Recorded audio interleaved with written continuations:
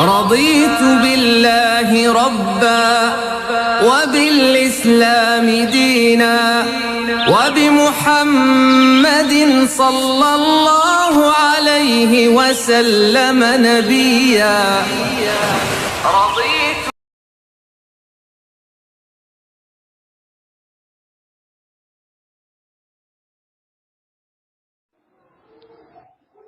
السلام عليكم ورحمة الله. الحمد لله نحمده ونستعينه ونستغفره ونؤمن به ونتوكل عليه ونعوذ بالله من شرور أنفسنا ومن سيئات أعمالنا. من يهده الله فلا مضل له ومن يضلله فلا هادي له.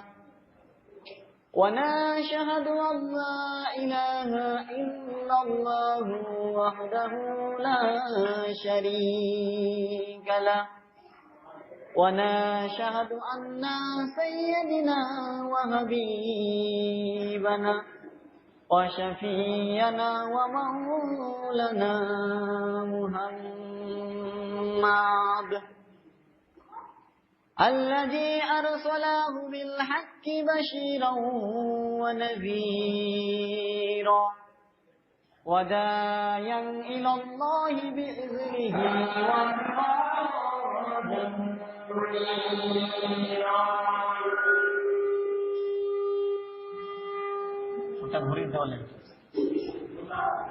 فقد قال الله تعالى في كلامه المجيد الفرقان الحميد.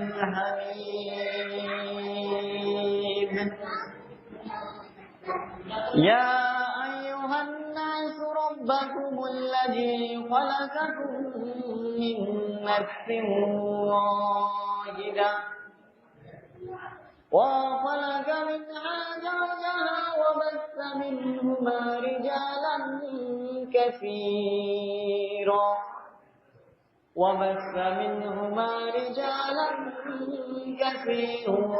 ونساء.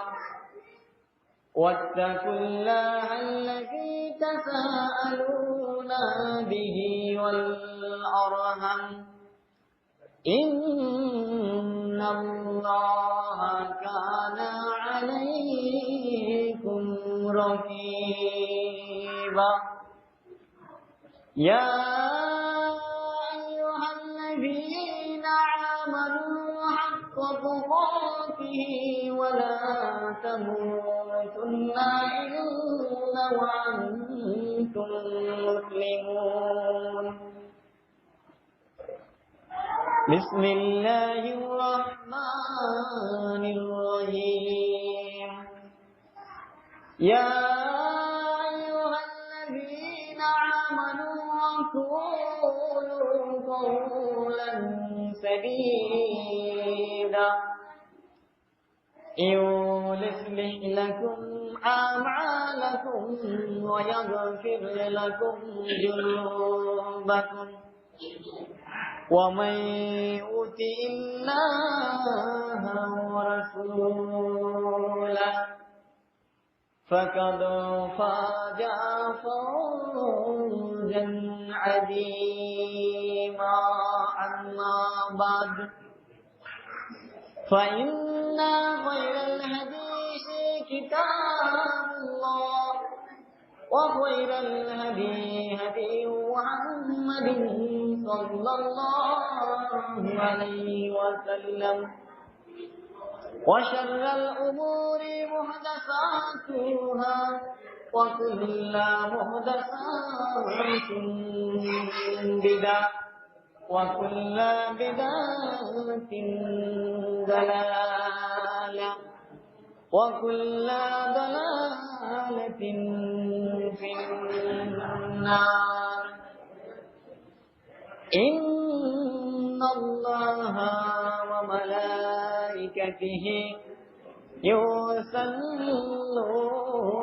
على النبي يا أيها الذين آمنوا صلوا عليه وسلموا تسليما اللهم صل على محمد وعلى آل محمد كما صليت على إبراهيم وعلى آل إبراهيم إنك حميد مجيد اللهم بارك على محمد وعلى آل محمد كما باركت على إبراهيم وعلى آل إبراهيم إنك حميد مجيد عن أبي هريرة رضي الله تعالى عنه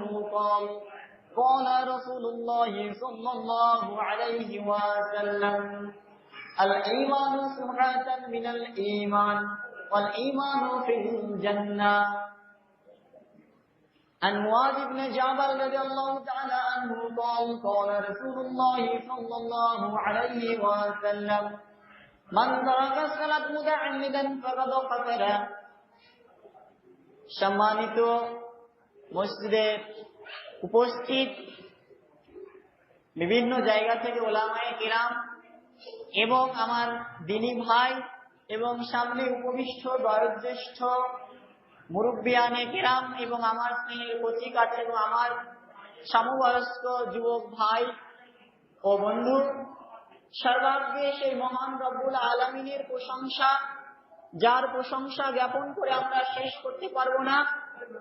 তবুও আমরা একটা সংক্ষিপ্ত আরবি নকশের মাধ্যমে তার প্রশংসা জ্ঞাপনার্থে সকলে বলি আলহামদুলিল্লাহ। তারপরে পরে আহমদে মুস্তফা তাজদারে মাদানী নবী কুলের শিরোমণি মা আমিনার দুলাল সৈয়দুল মুরসালিন নবীন খতিমিন নবী মুহাম্মদ সাল্লাল্লাহু আলাইহি ওয়াসাল্লামের প্রতি লক্ষ লক্ষ দুরুদ সালাত এবং শান্তির বাণী বর্ষিত হোক। সকলে বলি আল্লাহুম্মা আমিন। আল্লাহুম্মা সাল্লি আলাইহি আল্লাহুম্মা বারিক আলাইহি। বক্তব্য শুরুর প্রথমেই বলি, যারা বাইরে ঘোরাফেরা করছেন তারা বাইরে না থেকে যেখানে আলোচনা হচ্ছে সেখানে এসে বসুন। আর যেটা বিষয়টা বলতে চাইছিলাম, আমি আগেও বললাম যে আসলে আলোচনার সময় যদি কোনো বই হট্টগোল কোনো কথা আসে, আসলে আলোচনায় মনোযোগ আসে না। তো তাই বারবার আপনাদেরকে অনুরোধ করব যে প্লিজ কথা বলবেন না কেউ, যে আমি যে কথাটুকু বলবো যে অন্তত আপনারা একটু শুনুন, মন দিয়ে শুনুন এবং আমল করার চেষ্টা করুন। দেখুন, আমি কোনো আলেম ওলামা নয়, আমি একজন সাধারণ নিতান্তই একজন সাধারণ মানুষ, একজন জেনারেল শিক্ষিত ছেলে, যে আমি এখনো মাস্টার ডিগ্রি করছি ইউনিভার্সিটিতে। আমি আগেও বললাম, এখনো বলছি মাস্টার ডিগ্রি করছি, এবং আমি মাধ্যমিক থেকে উচ্চ মাধ্যমিক টিউশন পড়াই, এই হচ্ছে আমার পেশা। আর যতটুকু জানি ইসলাম সম্পর্কে ততটুকু বলার চেষ্টা করি, এবং যতটুকু পারি রাসূল সাল্লাল্লাহু আলাইহি ওয়াসাল্লামের সুন্নাত এবং আল্লাহ রাব্বুল আলামিন প্রদত্ত যে কোরআনুল কারীম, তার প্রত্যেকটা জিনিসকে আমরা মান্যতা দেওয়ার চেষ্টা করি ইনশাআল্লাহ। তো যেটা বলছিলাম, আসলে আমরা সব কনভার্টেড, অর্থাৎ আমরা সব হানাফি মাযহাবের ঘরের ছেলে। সেখান থেকে দ্বীন ইসলামকে বুঝে আজকে এসেছি এই জায়গায়। অর্থাৎ ইসলামটা আপনাদের মতো বাপদাদার যে প্রচলিত সেইভাবে আমরা কিন্তু ইসলাম গ্রহণ করিনি, অর্থাৎ কোরআন সুন্নাহকে গ্রহণ করিনি। আমরা ইসলামকে জানি এবং বুঝে তারপরে আজকে কোরআন সুন্নাহকে গ্রহণ করেছি। তাই বলতে চাইছিলাম যে আমরা অনেক প্রতিকূলতাকে কাটিয়ে কিন্তু আজকে যতটুকু জানতে পেরেছি নিজের ইচ্ছায় জেনেছি। বলছিলাম প্রথাগত মসজিদ মাদ্রাসায় কিন্তু পড়াশোনা ভাই করিনি, যতটুকু পারি বাড়িতেই পড়াশোনা করেছি, ইন্টারনেটের মাধ্যমে জেনেছি এবং বাড়িতে বইপত্র পড়েই জানি।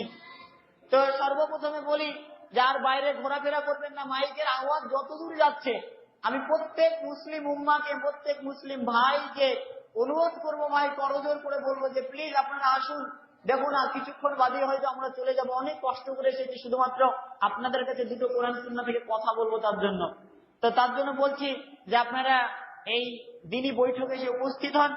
আর কেউ কোনো আলোচনা করবেন না, দেখুন পরে আপনারা আলোচনা করুন, যে প্লিজ ভাই আপনারা এখানে আসুন।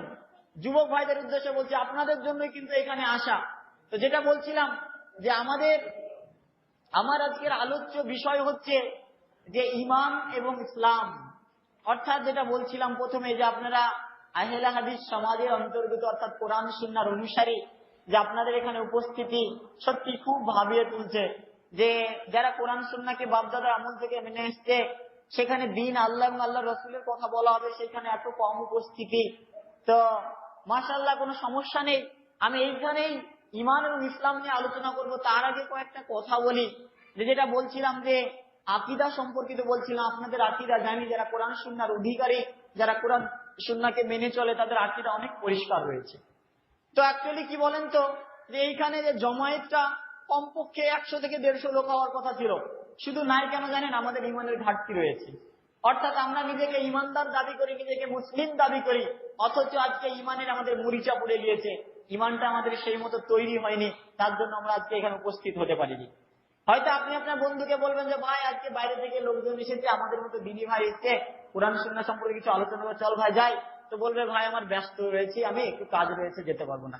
কারণ কি জানেন?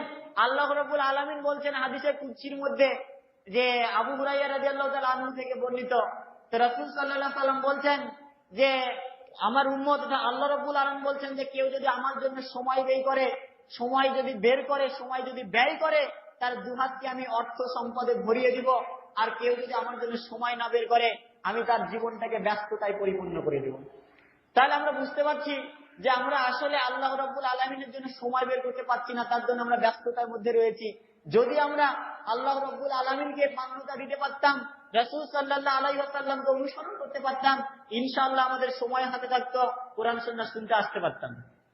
দেখুন, শত ব্যস্ততা সত্ত্বেও কিন্তু আমরা অনেক দূর থেকে এসেছি, যে শুধুমাত্র আল্লাহ এবং আল্লাহ রাসূলকে ভালোবাসি, দ্বীন ইসলামের প্রচার করব বলে।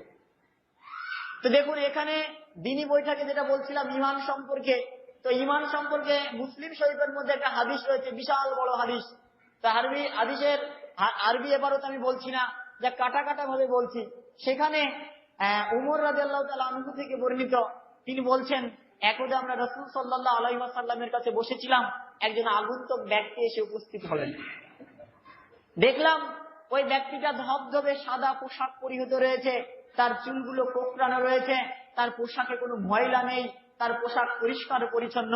তিনি আসলেন এবং রাসূল সাল্লাল্লাহু আলাইহি ওয়াসাল্লামের হাঁটুর সঙ্গে হাঁটু মিলিয়ে বসলেন। আমরা অবাক হয়ে গেলাম যে যিনি ব্যক্তি, তাকে তো আমরা চিনতে পারছি না, তিনি এসে কেন রাসূল সাল্লাল্লাহু আলাইহি ওয়াসাল্লামের সঙ্গে এইভাবে বসলেন? এবং রাসূল সাল্লাল্লাহু আলাইহি ওয়াসাল্লামের দুই হাঁটুতে হাত রেখে সেই ব্যক্তি রাসূল সাল্লাল্লাহু আলাইহি ওয়াসাল্লামকে জিজ্ঞেস করলেন, তু আকবিরানি আল ঈমান, অর্থাৎ আচ্ছা তুমি বলো তো ঈমান কি? তখন রাসূল সাল্লাল্লাহু আলাইহি ওয়াসাল্লাম প্রত্যুত্তরে বলেছিলেন, আন তুমিন বিল্লাহি ওয়া মালাইকাতিহি ওয়া কুতুবিহি ওয়া রাসূলিহি ওয়াল ইয়াউমিল আখিরি ওয়াল কদরি খাইরিহি শাররিহি মিনাল্লাহি তাআলা। রাসূল সাল্লাল্লাহু আলাইহি ওয়াসাল্লামকে যখন ওই ব্যক্তি জিজ্ঞেস করেছিল যে আপনি বলুন তো ঈমান কি, রাসূল সাল্লাল্লাহু আলাইহি ওয়াসাল্লাম 6টা কথা বলেছিল। সর্বপ্রথম রাসূল সাল্লাল্লাহু আলাইহি ওয়াসাল্লাম বলেছিলেন আন তুমিন বিল্লাহি, অর্থাৎ আল্লাহর প্রতি বিশ্বাস স্থাপন। তো সর্বপ্রথম যেটা বলি, ঈমানের আলোচনা শুরু করার প্রথমে যে ঈমান শব্দটা সম্পর্কে আমাদের জানা দরকার রয়েছে। আসলে ঈমান শব্দটার অর্থ কি? তো ঈমান হচ্ছে আরবি শব্দ। ঈমান শব্দের আবিধানিক অর্থ হচ্ছে বিশ্বাস স্থাপন। শুধু বিশ্বাস স্থাপনটা কিভাবে বিশ্বাস স্থাপন করতে হবে? 3টি কথা। 1 নম্বর হচ্ছে আপনার অন্তরে বিশ্বাস স্থাপন করতে হবে। নাম্বার 2 মুখে বলতে হবে। নাম্বার 3 আপনার জীবনে বাস্তবায়ন করতে হবে, তবেই আপনার ঈমান আনা হবে। তো সর্বপ্রথম ঈমানের যে 6টা রূপন রয়েছে, 6টা শাখা রয়েছে, সেই 6টা শাখা সম্পর্কে আমি আমার জ্ঞানের আলোকে, কোরআন সুন্নাহর আলোকে এবং বৈজ্ঞানিক দৃষ্টিভঙ্গির আলোকে আমি ব্যাখ্যা করার চেষ্টা করব ইনশাআল্লাহ। ওমা তৌফিক ইল্লা বিল্লাহ। তো সর্বপ্রথম যেটা বলছিলাম আন তুমিন বিল্লাহি, অর্থাৎ আল্লাহর প্রতি বিশ্বাস স্থাপন। অর্থাৎ যেটা বলছিলাম আল্লাহ সম্পর্কে আমাদের আকীদা, সেটা পরিষ্কার হয়ে গেল যে আল্লাহ রাব্বুল আলামিন সর্বত্র বিরাজমান নয়, আল্লাহ রাব্বুল আলামিন আরশে আজিমের উপর অবস্থান করছেন। কারণ সূরা তাহার মধ্যে আল্লাহ রাব্বুল আলামিন বলছেন আর রহমান আলাল আরশি তাওয়া, অর্থাৎ আমি আল্লাহ রাব্বুল আলামিন আর আরশি তাওয়া অর্থাৎ আরশে আজিমের উপর অবস্থান করছি। 2 নম্বর বিষয়, আল্লাহ রাব্বুল আলামিন নিরাকার নয়, আল্লাহ রাব্বুল আলামিনের আকার রয়েছে, আল্লাহ রাব্বুল আলামিনের হাত রয়েছে, আল্লাহ রাব্বুল আলামিনের পা রয়েছে, আল্লাহ রাব্বুল আলামিনের চোখ রয়েছে। তাহলে এই হচ্ছে আল্লাহ রাব্বুল আলামিনের আকীদা।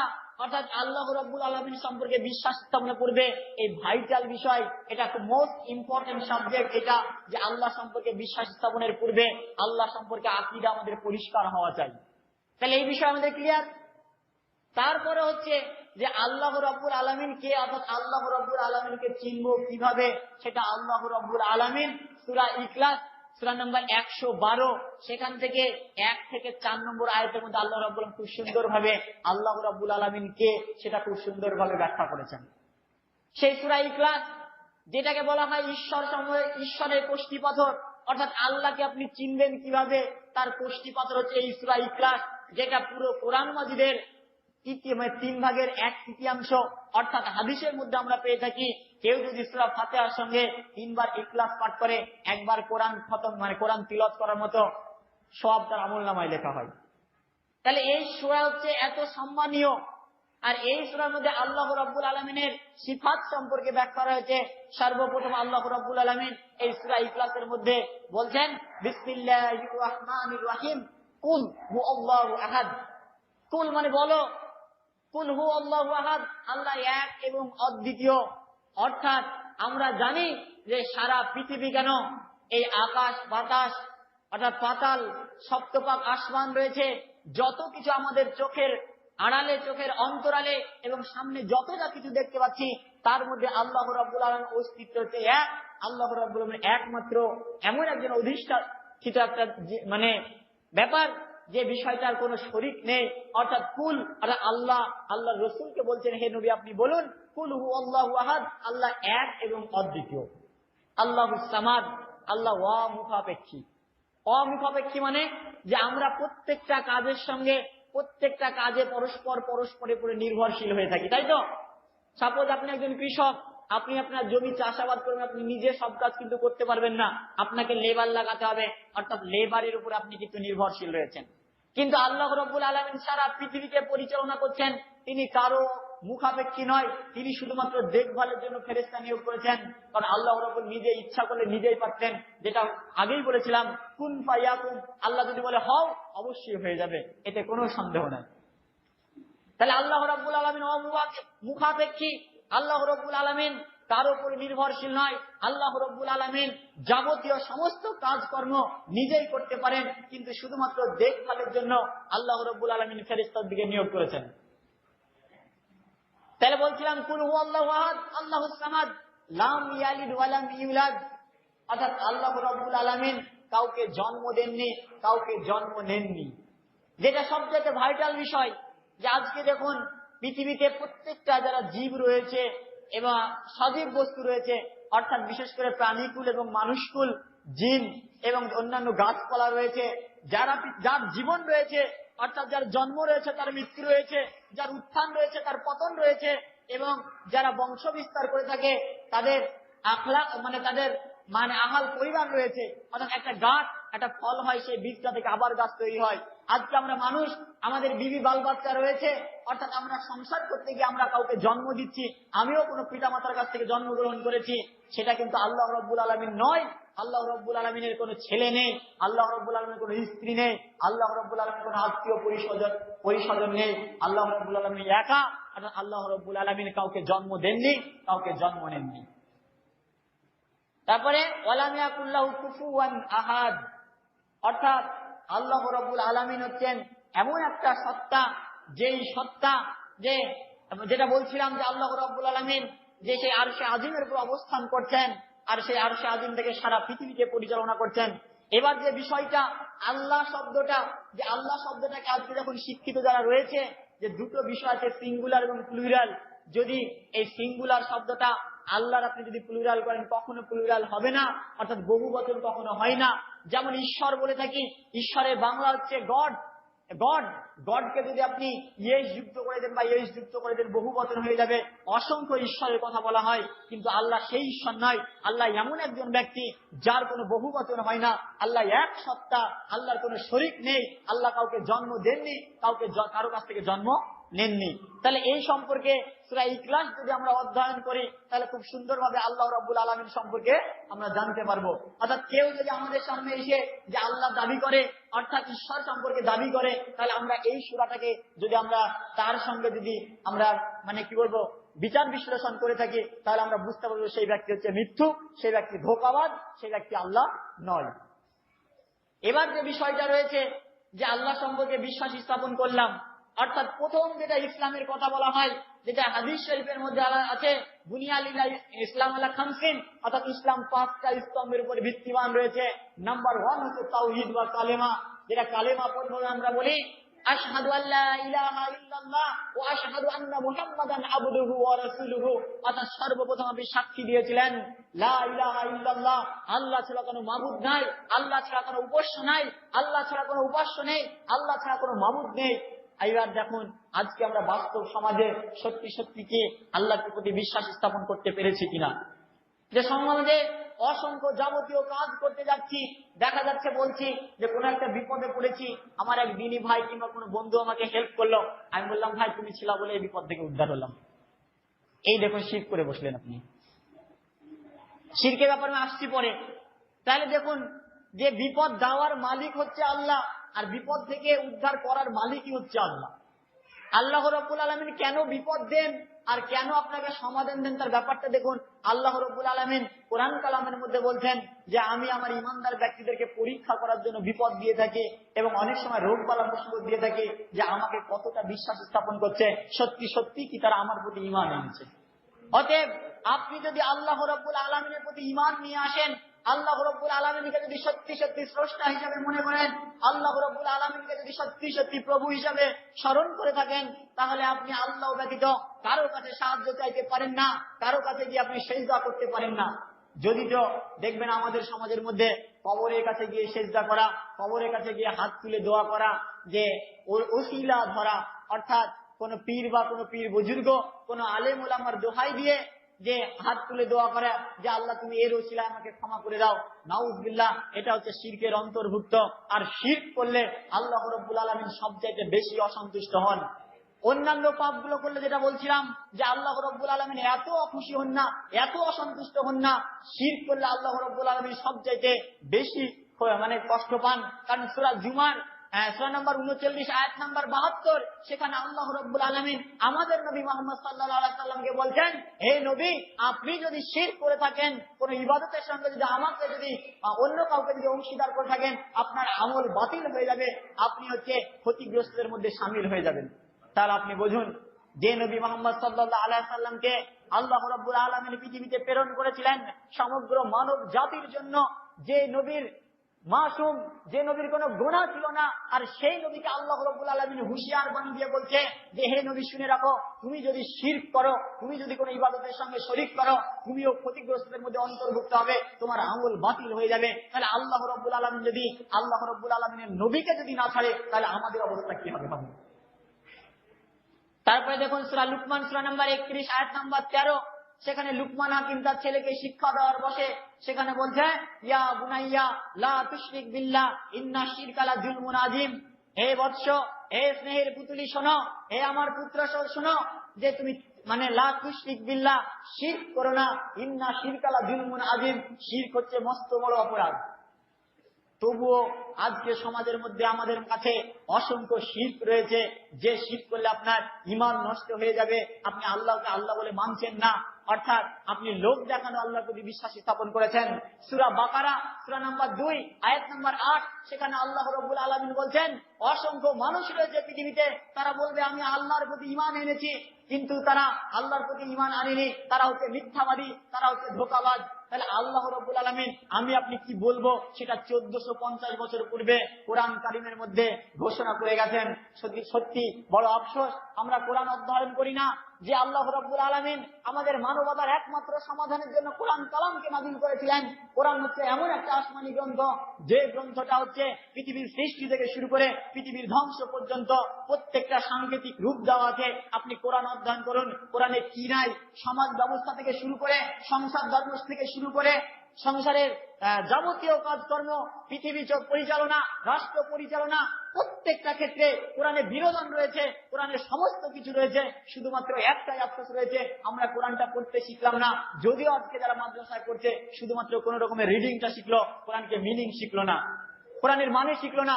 যদি আমরা কোরআনটাকে মানে সহ, মানে মতলব সহ যদি বুঝতে পারতাম, তাহলে আজকে আমাদের এই হাল হতো না, সমাজের আজকে এই হাল হতো না, আমরা শিরকের মধ্যে অন্তর্ভুক্ত হতাম না। তারপরে যেটা দেখুন, সমাজে বলছিলাম যে দেখা যাচ্ছে আপনার বাচ্চা হচ্ছে না, আপনি চলে গেলেন কোন পীরের দরবারে, সে গিয়ে বললেন ইয়া খাজা, আজমির শরীফ আমি নিজে গিয়েছিলাম দেখতে সেখানে যে কি হয়। তো সেখানে দেখছি কিছু কিছু মানুষ রয়েছে, বাচ্চা হয় না, তার জন্য ওই সুতো ধাগা বাঁধছে ওখানে। তো একজন ভাইকে জিজ্ঞেস করলাম, ভাই কি ব্যাপারে সুতোটা বাঁধছেন কেন? তো বলছে, ভাই আমার স্ত্রী 16 বছর বাচ্চা হয়নি, তার জন্য এখানে এসেছি, এই সুতোটা যদি বাঁধি আস্তে আস্তে ভারী হবে, আমার স্ত্রী গর্ভে সন্তান আসবে। নাউজুবিল্লাহ। তার আকীদা দেখুন। তাহলে বাচ্চা দেওয়ার মালিক কে? আল্লাহ। আল্লাহ কোরআন কালামের মধ্যে বলছে যে আমি কাউকে পুত্র সন্তান দিই, কাউকে কন্যা সন্তান দিই, আবার কাউকে পুত্র কন্যা উভয় দিই, আবার কাউকে কিছুই দিই না। তাই আল্লাহ রাব্বুল আলামিন কোরআনের মধ্যে বলছে যে আমার ইচ্ছা মতো আমি কাউকে পুত্র সন্তান দিই, কাউকে কন্যা সন্তান দিই, কাউকে পুত্র কন্যা উভয় দিই, আবার কাউকে কিছুই দিন না। কিন্তু আপনার বাচ্চা হচ্ছে না, তার জন্য আপনি চলে গেলেন পীরের দরবারে, পীরের কাছে গিয়ে আপনি দোয়া চাইছেন যে পীর হয়তো খাজা গরিবে নওয়াজ, যে আপনি আমাকে একটা বাচ্চা দিন। আপনাদেরকে একটা উদাহরণ দিয়ে তাহলে ভালো বুঝতে পারবেন। আপনাদের এলাকায় কুকুর আছে তো, দেশি কুকুর, দেখবেন কুকুরগুলো বছরে 2 বার বাচ্চা দেয়। একটা কুকুরে মোটামুটি 7 থেকে 8টা করে বাচ্চা হয়। আচ্ছা বলেন তো, কোন কুকুরকে কি ডাক্তার বাড়ি যেতে হয়েছে? কোন কুকুরকে কি পীরের দরবারে যেতে হয়েছে? তাহলে আল্লাহ রাব্বুল আলামিন ওই কুকুরকে বাচ্চা দেওয়ার ক্ষমতা রাখে, আপনাকে কেন বাচ্চা দেওয়ার ক্ষমতা রাখে না? অর্থাৎ আল্লাহ রাব্বুল আলামিন আপনাকে পরীক্ষা করতে পারে। আপনি কি ইব্রাহিম আলাইহিস সালামের কাহিনী পড়েননি? ইব্রাহিম আলাইহিস সালাম যখন সারাকে বিবাহ করলেন, সারার পুত্রে গর্ভে কোনো সন্তান আসেনি, পরে যাই হোক হাজেরা সঙ্গে যখন বিবাহ হলো, আল্লাহ রাব্বুল আলামিন দীর্ঘদিন তাদের কোনো সন্তান দিলেন না। তো ইব্রাহিম আলাইহিস সালাম কি কোনো পীরের দরবারে গিয়েছিলেন? ইব্রাহিম আলাইহিস সালাম কি কোনো কবরে গিয়ে সিজদা করেছিলেন? তিনি একনিষ্ঠভাবে আল্লাহ রাব্বুল আলামিনের ইবাদতে মশগুল ছিলেন এবং সালাত আদায়ের পরে আল্লাহ রাব্বুল আলামিনের কাছে হাত তুলে দোয়া করতেন, আল্লাহ রাব্বুল আলামিন আপনি আমাকে একটা নেক সন্তান দিন। ইব্রাহিম আলাইহিস সালামের বয়স যখন 90 বছর বয়স, তখন আল্লাহ রাব্বুল আলামিন একটা সন্তান দিলেন। সে কোন সন্তান? ইসমাইল নবী, যে নবী মানে কি বলবো, এত জলিলুল কদর একটা নবী, যার পিতা ছিল নবী, যার দাদু ছিল নবী, যার পরবর্তী বংশধর হচ্ছে নবী। এরকম কোন নবী আপনি কোরআন কালামের মধ্যে খুঁজে পাবেন না। অর্থাৎ যত যুগে যুগে রাসূল এসেছেন, তাদের বংশ মর্যাদা দেখতে গেলে এই ইসমাইল আলাইহিস সালামের মতো নবী আপনি একটাও পাবেন না। তাহলে সেই ইসমাইল আলাইহিস সালাম কে ওই হাজেরার গর্ভে আল্লাহ রাব্বুল আলামিন দিলেন যখন ইব্রাহিম আলাইহিস সালামের বয়স ছিল 90 বছর। আর আপনি সব সময় মনে আছে যে আমার বয়স হয়তো 50 হয়ে গেছে, 40 পার হয়ে গেছে, আর হয়তো বাচ্চা হবে না। কেন জানেন? আপনার আল্লাহর প্রতি ঈমান নাই, আল্লাহর প্রতি বিশ্বাস স্থাপন আপনি করতে পারেননি, তার জন্য আজকে আপনাদের এই হাল। তাহলে যে বিষয়টা বলছিলাম, শিরক থেকে আমাদেরকে দূরে থাকতে হবে। কারণ আল্লাহ রাব্বুল আলামিন সবচাইতে বেশি অখুশি হন যে কেউ যদি শিরক করে থাকে, আর শিরক হচ্ছে মস্ত বড় অপরাধ। তো আল্লাহ রাব্বুল আলামিনের কাছে আমরা দোয়া করব, আল্লাহ রাব্বুল আলামিন আমাদেরকে এই শিরক নামক যে মস্ত বড় কাবিরা গুনাহ রয়েছে, সেই গুনাহ থেকে আমাদেরকে পরিত্রাণ করুন। সকলে বলি আল্লাহুম্মা আমিন। এই হচ্ছে আল্লাহ সম্পর্কে বিশ্বাস। আমাদের সমাজে অসংখ্য শিরক রয়েছে। দেখুন, যে বিশেষ করে এখানে এসে দেখলাম যে খুবই কষ্ট লাগলো বিষয়টা, যে আপনাদের আহলে হাদিস সমাজ, এখানে আপনাদের তাবিজের প্রচলন রয়েছে। দেখুন, মুসনাদ আহমদ 16925 নম্বর হাদিস, সেখানে জৈনক সাহাবী বর্ণনা করছেন, রাসূল সাল্লাল্লাহু আলাইহি সাল্লাম বলেছেন, কেউ যদি কিছু ঝুলালো, অর্থাৎ কেউ যদি কোমরে কিংবা হাতে কিংবা গলায় কিছু ঝুলালো, সেই ব্যক্তি শিরক করলো। ইবনে মাজাহ এবং মিসকাতের মধ্যে এক হাদিস রয়েছে, কেউ যদি তাবিজ বাঁধলো, সে ব্যক্তি শিরক করলো। এবার আপনারা দেখা যাচ্ছে যুক্তি পরিবেশন করতে পারেন যে দেখো ভাই, তাবিজের মধ্যে অন্য কিছু নাই, সেখানে কোরআনের কোন আয়াত আছে কিংবা কোন হাদিসের কোন আয়াত রয়েছে। আচ্ছা আপনি দেখেন, যে আপনাকে বলছিলাম যে একজন মুসলিম হিসাবে আমাদের করণীয় হচ্ছে যে আল্লাহ রসুল কি করেছেন এবং সাহাবী কিরাম কি করেছেন এবং আল্লাহ রাব্বুল আলামিন কোরআন কালামের মধ্যে কি বলেছেন। আপনি দেখুন তো, কোরআনের 6262টা আয়াত রয়েছে, যদিও আমাদের সমাজে সবচেয়ে বেশি প্রচলিত রয়েছে 6666টা আয়াত রয়েছে। এটা একটা ভ্রান্ত কথা, এটা মিথ্যা কথা। কোরআনে আপনি আয়াতগুলো গুনতে শুরু করবেন, 6666টা আয়াত পাবেন না আপনি, 6262টা আয়াত রয়েছে, একটা আয়াতও আপনি পাবেন না তাবিজের কথা আল্লাহ রাব্বুল আলামিন কখনো বলেননি। নবী করিম সাল্লাল্লাহু আলাইহি ওয়াসাল্লামের প্রায় 30,000-এর উপরে সহিহ হাদিস রয়েছে, সেখানে আপনি একটা সহিহ হাদিসে পাবেন না রাসূল সাল্লাল্লাহু আলাইহি ওয়াসাল্লাম তাবিজ ব্যবহারের কথা বলেছেন। রাসূল সাল্লাল্লাহু আলাইহি ওয়াসাল্লামের লক্ষ সাহাবী রয়েছিল, একটা সাহাবীর কোন আমল থেকে আপনি পাবেন না তারা তাবিজ ব্যবহার করেছে। তাহলে আপনি কোন ধরনের মুসলিম হতে চাইছেন? আপনি কি রাসূল সাল্লাল্লাহু আলাইহি ওয়াসাল্লামের বেশি বুদ্ধিমান হয়েছেন? আপনি কি সাহাবীদের চাইতে বেশি বুদ্ধিমান হয়েছেন? দেখুন, সাহাবীরা তাদের নামের শেষে আমরা রাদিয়াল্লাহু তাআলা আনহু বলি, কারণ আল্লাহ রাব্বুল আলামিন তাদের প্রতি রাজি খুশি হয়ে গিয়েছিল। আশারায়ে মুবাশশারা আমরা নাম শুনেছি, 10 জন সম্মানিত সাহাবী যাদেরকে রাসূল সাল্লাল্লাহু আলাইহি ওয়াসাল্লাম জীবিত অবস্থায় বলেছিলেন যে এরা হচ্ছে জান্নাতি টিকিট প্রাপ্ত, সার্টিফিকেট প্রাপ্ত সাহাবী, অর্থাৎ এরা দুনিয়ায় বেঁচে থাকা অবস্থায় রাসূল সাল্লাল্লাহু আলাইহি ওয়াসাল্লাম মুখে শুনেছিলেন তারা জান্নাতবাসী হয়ে গেছেন। তাদের আমল থেকে আমরা পাই না তাবিজ ব্যবহার করতে হবে, কিন্তু কোন আলেম ওলামা বলে দিল যে তাবিজ ব্যবহার করতে হবে। নাউজুবিল্লাহ, এটা শিরকের অন্তর্ভুক্ত হয়েছে। আপনি যদি তাবিজ ব্যবহার করেন আপনার কোনো ইবাদত কবুল হবে না। আপনার ছেলেকে যদি আপনি তাবিজ ব্যবহার করেন আপনার কোনো ইবাদত কবুল হবে না, কারণ আপনি শিরকের সঙ্গে সাহায্য করছেন, আপনি শিরকের মধ্যে অন্তর্ভুক্ত রয়েছেন। এই শিরক থেকে আমাদেরকে দূরে থাকতে হবে। কবর পূজা, মাজার পূজা হয়তো আপনাদের এখানে নেই, যদিও মাযহাবী ভাইদের মধ্যে সবচেয়ে বেশি রয়েছে, বিশেষ করে যারা বেরিলি রয়েছে, মানে হানাফি মাযহাবের যারা বেরিলি রয়েছে, এরা কবর পূজা করে, অর্থাৎ কবরকে সামনে নিয়ে সিজদা করে, কবরে ফুল চাদর বিছায়, এরকম কবরের কাছে গিয়ে হাত তুলে দোয়া করে, তার কাছে উছিলা হিসাবে চাই। আপনি ঠিক আছে, কবর সামনে পড়ে গেল, আপনি হাত তুলে দোয়া করেন, অর্থাৎ কবর জিয়ারত করেন। যে কোনো সময় 24 ঘন্টা 365 দিন যে কোনো সময় কবর জিয়ারত করা যায়, কিন্তু খাস করে আপনি চলে গেলেন যে যাই একটু আজমিরে গিয়ে খাজা গরিবে নওয়াজ, নামটাই দেখুন কতগুলো মিথ্যা কথা। খাজা গরিবে নওয়াজ অর্থাৎ গরিবের, মানে কি বলবো, গরিবকে পরিত্রাণ দাতা। আচ্ছা, গরিবকে পরিত্রাণ কে দিবে? একমাত্র আল্লাহ তো। কারণ আল্লাহ রাব্বুল আলামিন হচ্ছেন এমন একটা সত্তা যিনি আমাদেরকে অভাব দিয়ে থাকেন, যিনি আমাদেরকে সুখ দিয়ে থাকেন। সেই আল্লাহ রাব্বুল আলামিন একমাত্র আমাদেরকে শেফা দিতে পারেন। অর্থাৎ খাজা গরিবে নওয়াজ কখনো তিনি আমাদেরকে শেফা দিতে পারেন না, তিনি কখনো সুখ শান্তি দিতে পারেন না। আর তার কবরের কাছে গিয়ে হাত তুলে দোয়া করছে যে হে খাজা, আল্লাহ বাদ চলে গেল, খাজার কাছে গিয়ে বলছে হে খাজা তুমি আমাকে একটা সন্তান দাও, হে খাজা তুমি আমার সংসারে সুখ শান্তি দাও। আল্লাহ কি সত্যি সত্যি দিবে? আপনি শিরকের অন্তর্ভুক্ত হচ্ছেন, আর এই শিরক আল্লাহ রাব্বুল আলামিন ক্ষমা করেন না। যেটা বলছিলাম, তাবিজ ব্যবহার করা শিরক। আর সমাজে অসংখ্য যাবতীয় কাজ রয়েছে যেগুলো আমরা কথার মধ্যে অসংখ্য শিরক করে থাকি। যেটা বলছিলাম যে আপনি বিপদগ্রস্ত হয়েছেন, আপনার এক ভাই আপনাকে টাকা দিয়ে কিংবা অর্থ দিয়ে কিংবা আপনাকে পাশে থেকে আপনাকে হেল্প করলো, সাহায্য করলো, আপনি বললেন ভাই তুই যদি না থাকতি এই বিপদ থেকে উদ্ধার হতাম না। তাহলে কথার মধ্যে আপনি শিরক করে বসলেন। আপনি বলেন আলহামদুলিল্লাহ, আল্লাহ আমাকে সমস্যা দিয়েছিল, আমি সমাধান আল্লাহ রাব্বুল আলামিন দিয়েছেন, ভাই তোর মাধ্যম দ্বারা দিয়েছে। এই কথাটা বলুন, কত সুন্দর কথা হলো। আর ভাই তুই ছাড়া এই বিপদ থেকে উদ্ধার হতে পারতাম না। তারপরে দেখুন, সমাজে অসংখ্য কথা আমরা বলে থাকি। সাপোজ দেখা যাচ্ছে দুই বন্ধু বাসে করে যাচ্ছিল কোন একটা স্থানে, মাঝেই একটা বন্ধু নেমে গেল, আর কিছুক্ষণ পরে গিয়ে দেখা যাচ্ছে বাসটা অ্যাক্সিডেন্ট করলো। তো যে বন্ধুটা বেঁচে গেল সে বন্ধুটা বলছে ভাগ্য ভালো ভাই, আমি রাস্তার মধ্যে নেমে গেছিলাম, না হলে মারা যেতাম। তাহলে দেখুন, আল্লাহ রাব্বুল আলামিন তার তাকদীরে লেখেননি বিষয়টা, তাই হয়নি। তাহলে আল্লাহর প্রতি বিশ্বাস থাকবে, বেঁচে গেল কেন? যে ও নেমে গিয়েছিল তার জন্য।